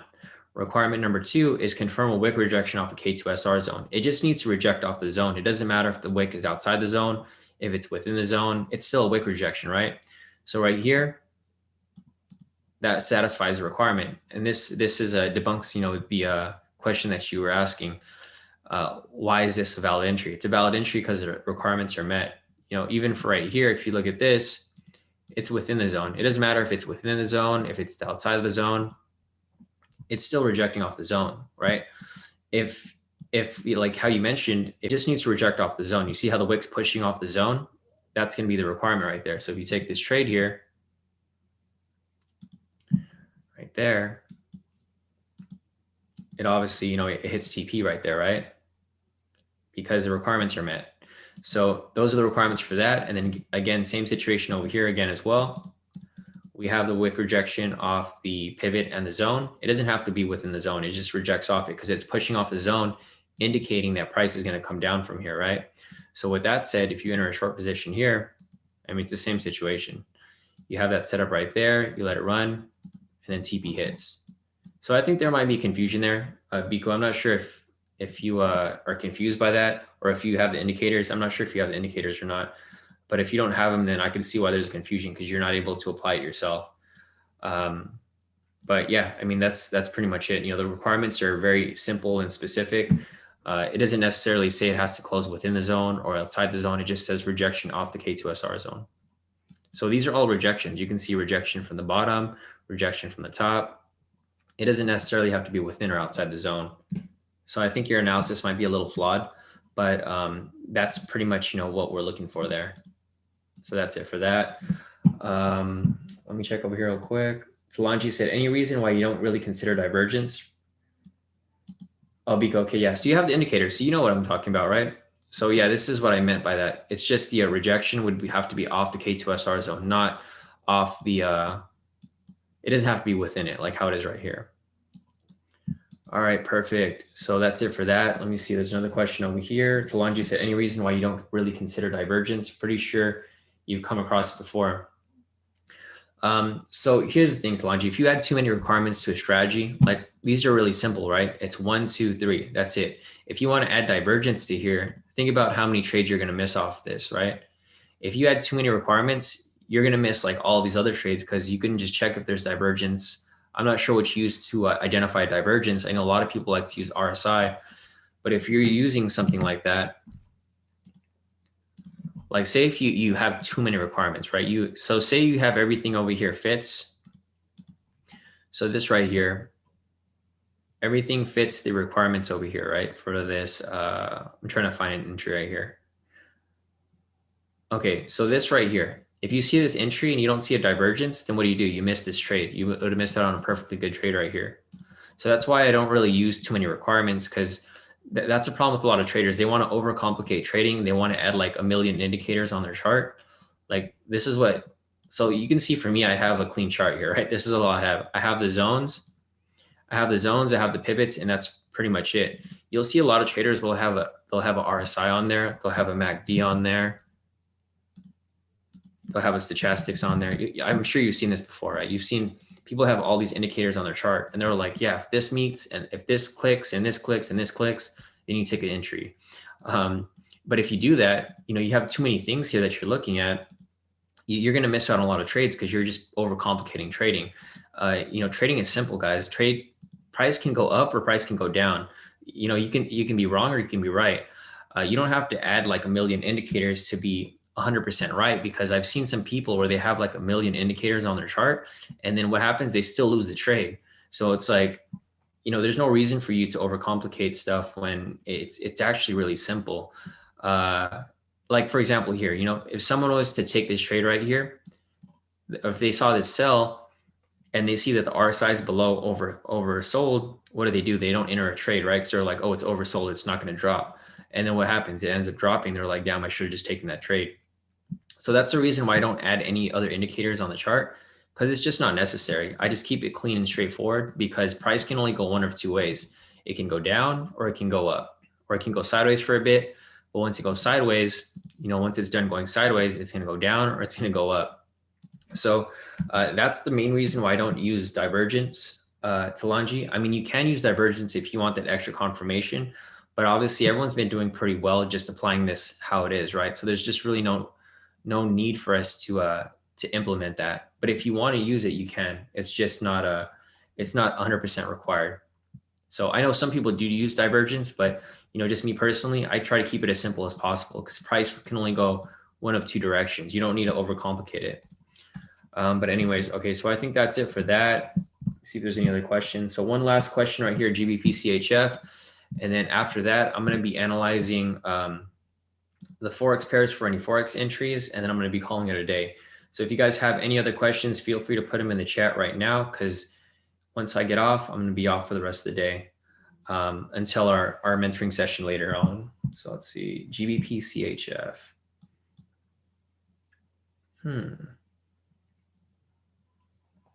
I wonder what happened to my GBP. Did I take it off my chart? I don't know if if it was like we had some bad trades with them, because usually if it doesn't hit that well, I just take it off the list. Let me just put this up here. GBP. There we go. No, that's weird. So I do have it marked up here. So I was actually looking at it. It's just deleted off my my watch list. Anyways, so just looking at GBP CHF right here, I'm going to go ahead and zoom out from this point and then analyze it from scratch. So first thing I'm going to do is turn on the K2SR indicator, and then I'm going to turn on my rectangles right here. Rectangles right here.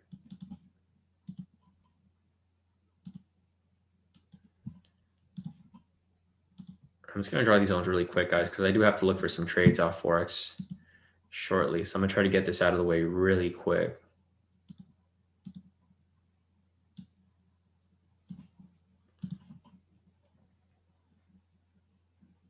Oh, I think I remember. Yeah, I think I took this off my watch list because it was just too messy. It wasn't something that I like to trade. There's just too many zones that kept overlapping, and then it's just too choppy. It's not necessarily a trade that I like, a pair that I like to trade very often. But anyways, I have those zones drawn up right there. I'm going to go in the higher time frame to get the higher zones. It's the 8 hour right there. Daily right there. All right, so we do have some zones here on the weekly. Check this out over here. All right, so that looks pretty solid for the most part. The next zone is going to be up here. So I'm going to go back to the 4 hour. I'm going to turn on the momentum indicator. And there we go. So looking at this here, it's the same pattern that I've been drawing for you guys for every other analysis that I did today. Basically, we have a rejection off this structure right here. We have a buy signal right here. Push up to this next structure above here.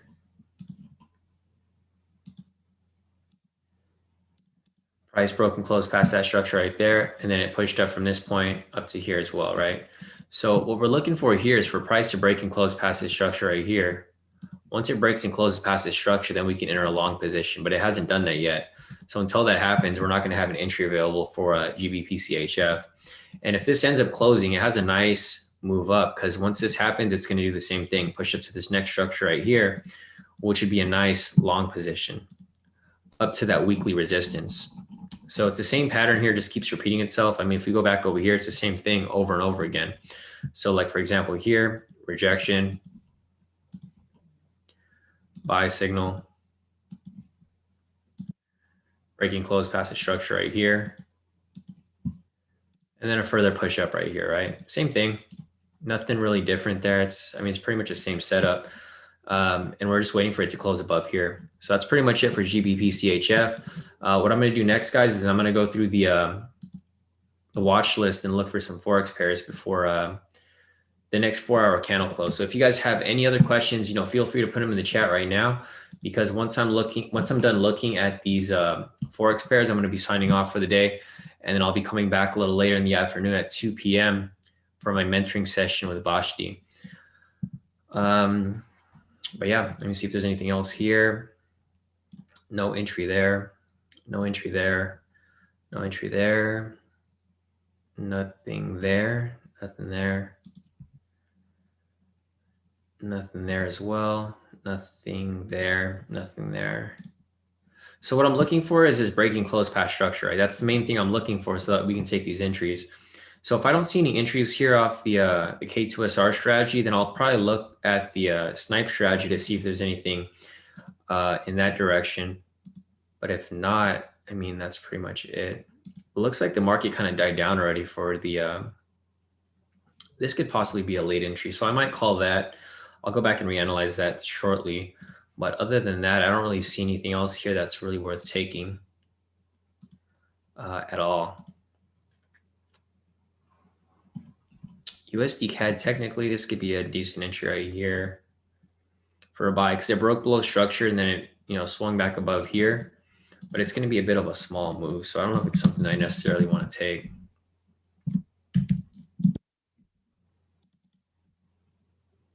Yeah, it's a pretty small move.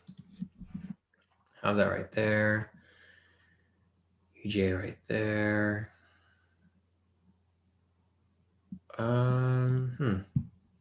Yeah, I don't really see anything worth taking right now, guys. So what I'm going to do now is I'm going to turn on the pivots. I'm going to see if there's any snipe entries that we could possibly take. as well.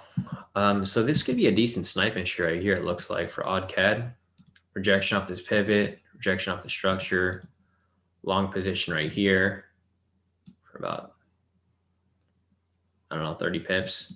It's just a risky trade though, so I don't know if it's something that I want to take, but I'm just going to mark it up with a purple marker just to see if I want to revisit that later to see if it's something that looks worth taking.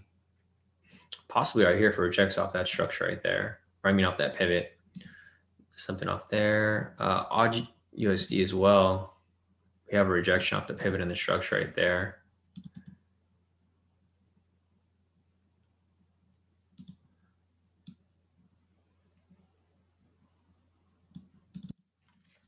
$42.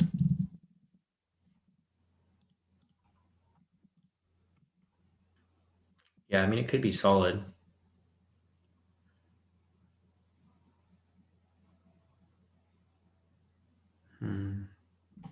This one right here as well. CAD CHF, rejection off the pivot in the structure. This could be a decent buy, actually. If we wanted like a late entry right here for that. So I'll keep that in mind. Let me just mark this up. I'm just going to mark these up just in case because, I mean, who knows? They could possibly be a decent entry. Because we did take some of these entries the other day. I mean, not the other day, the other week, I think last week, for these snipe moves, and they actually, I'm looking for patterns here. So this is kind of a cool pattern right here because you see how we have a sell signal here, it comes down, comes up and retest right here. So obviously momentum's coming down to break, retest, sell entry right there. So this looks like it could be a pretty decent entry. CJ right there. So I'm going to mark that right there as well. Let's see anything else here as well. Let me see euro odd. Yeah, these are pretty solid because like right here, we have the sell signal. It comes down, comes back to retest the structure in the pivot right here. So if you took this trade right here for a sell, wow, did we just come across something? Is this a new strategy? It might be a new strategy for us, guys. It's basically the snipe strategy, but there's different requirements. Basically, if we have a sell signal right here, yeah, this is actually pretty nice. We have a sell signal right here. Oh, wow, I think I just found something. Okay, perfect. So we have a sell signal here. Price comes down, comes up for the retest. We look for the rejection as it comes up. So sell signal, there's no snipe entries right here. There's finally a snipe entry right here. And then it hits. I mean, it takes a long time, but it hits. And then it looks like there's another one here. So that's one entry right there. Oh, this is crazy. This might be used for I might have to go back and revisit this because there's actually a lot of entries here. So there's one entry there. We still have the sell. So we're only looking for sells at this point. So we don't take this right here, even though it rejects off the bottom. Right here, though, this green candle rejects off the pivot in the structure. You take a short position right here. Wow, full TP. So if you took these two right here, this is 80 pips, 85 pips. That's over 160 pips right there. Again, right here, another rejection off this point for another sell, possibly. Well, it's pretty solid. Yeah, I might go back and look at this because if you look back over here, there's another entry right here. We have the sell signal, price comes up, rejects off the pivot in the structure right here using the snipe strategy. And if we were to apply that, I mean, yeah, this would have hit full TP as well right there for another 80 pips. So it's 3 back-to-back wins for euro odd right here using this thing that I just figured out. Let's see. So no entry here. We have a sell signal right here. Price comes down, rejection off this point. There's actually 2 entries right here. 3 entries, 4 entries, 5 entries right here. And these all would have been like some straight winners. So like now that I found these winners right here, I'm actually looking for some losers now because I want to see where the strategy doesn't work so I can figure out what could I do better to actually, increase my win rate for that. Okay, let me look for some buys here. So we have a buy signal. comes down.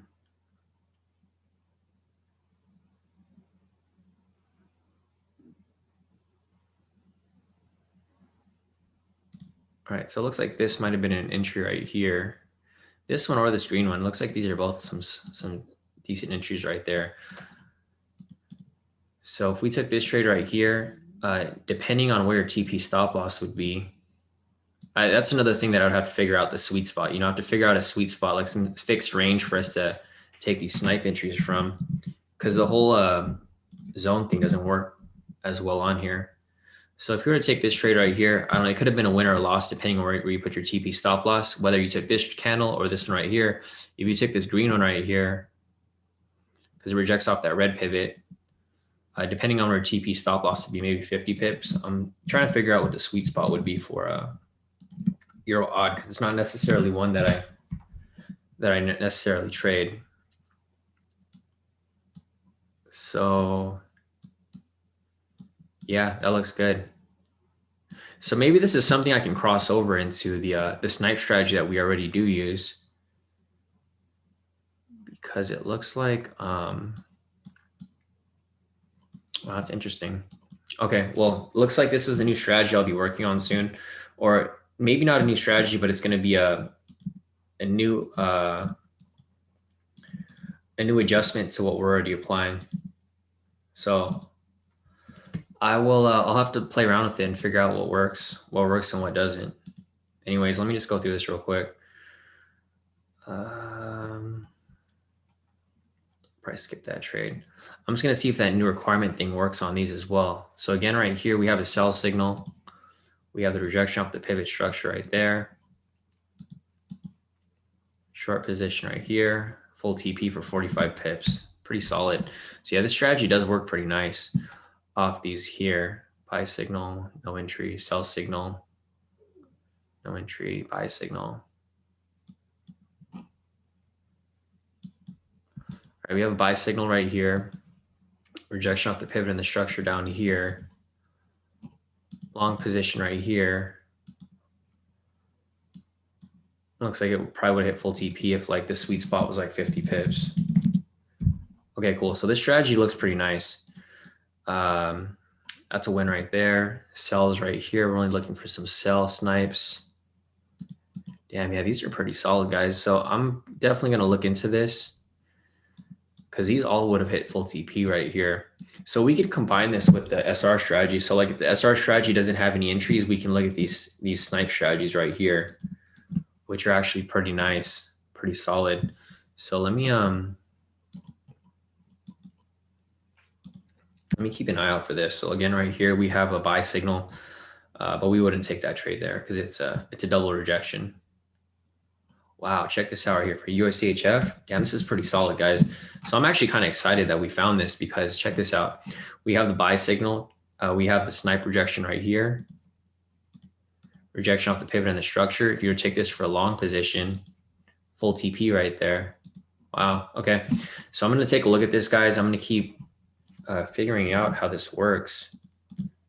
So this is the thing about K2, guys. When I find something new, I don't hide it from you guys. I show you guys literally when I find it. Even right here, I literally just figured out this strategy within the last few seconds. You know, I've just been looking at this, and I was like, dang, this is actually, it's actually a pretty solid strategy. So probably something I'll be looking at. Wow, look at this. Okay, for EJ over here, this would be a solid entry for that too, what I just looked at. So we have a sell signal right here. We have price rejecting the snipe entry right here, rejecting off the pivot and the structure. If we enter the short position right there, full TP, or, you know, depending on, like I mentioned, I have to find the sweet spot for these trades. I don't know what the sweet spot is yet, because I literally just figured the strategy out right now as we're sitting here. So it's a snipe strategy, but we're just using it with another confirmation with the momentum signal. So now everything's starting to come full circle here. And this is why I haven't created a strategy video yet for this new one yet, but everything here looks pretty solid. Again, right here, buy signal. We have the rejection right here for a snipe entry. If we took this right here, long position, full TP right there for 47 pips in both directions. All right. sell signal right here. So let's check this out. For Euro NZD, I might even take this trade. So we have a sell signal here. We have a rejection off this point. The thing with Euro NZD is that it's such a fast moving pair that I think the range for this would have to be super wide, like maybe like close to like 100 pips. Because normally that's how our moves are for this anyways. So there'd be an entry right there. I mean, for example, if that was 100 pips for the range right here, it'd still be active. And then on top of that, there's actually another entry right after it right here. This green candle, if it ends up closing. Yeah, but like I mentioned, this is something I have to play around with first, guys. It's not something that I'm gonna teach you guys just yet. I got to figure out what works and what isn't first, and then we can see from there. Because obviously the strategy looks good on the surface, but I need to find the losing trade so that I can see what needs to be changed to fix it. But it does look, I mean, it looks pretty solid.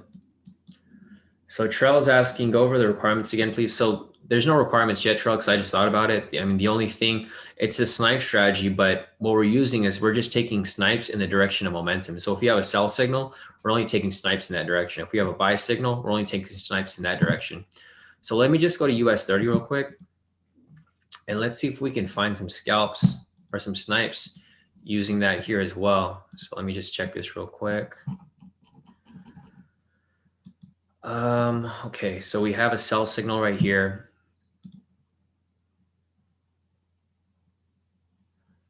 Yeah, all right, so this does work for the most part. So let me just go back over here real quick. Because if this is going to better our win rate for the snipe strategy, then obviously why not implement it, right? So like looking at this here, so maybe we'll just be adding one more requirement to the strategy, just to increase the win rate. I mean, the win rate's pretty high already, but if we can make it better, why not, right? So like for example, right here, Trell, if we go over here, we have a sell bias. So at this point, we're only taking sell snipes, right? So right here, we have our sell signal. So we're only looking for some sell snipes. We're not looking for no buy snipes, because check this out. This loss right here can have been avoided because we have a buy signal here. However, there's a buy scalp right here, which we could have totally avoided. So there's a buy snipe right here for this red candle, which obviously, look, it would have been a loss because if you take a buy right there, I mean, obviously it just comes down from that point, right? So let me just go back right here. We could have avoided this loss right here if we just followed this other requirement that I just added on. So that's one requirement right there. So that's one that would have been a loss that could have been avoided, right? So the next one right here would have been, since we're only looking for sells, we see this sell scalp, or the sell snipe right here, and we can enter this for a short position instead of entering that long for the same thing that we're already doing, 500 pips.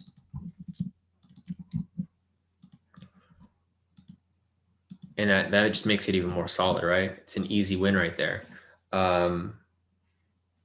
Yeah, I don't know. This is something that I'll have to play around with just to figure out, how everything works properly. But once I do figure it out, I can go over it more often. But I mean, I don't know. Maybe it's a requirement that we don't really need. But if it does work, obviously it's something that we should implement.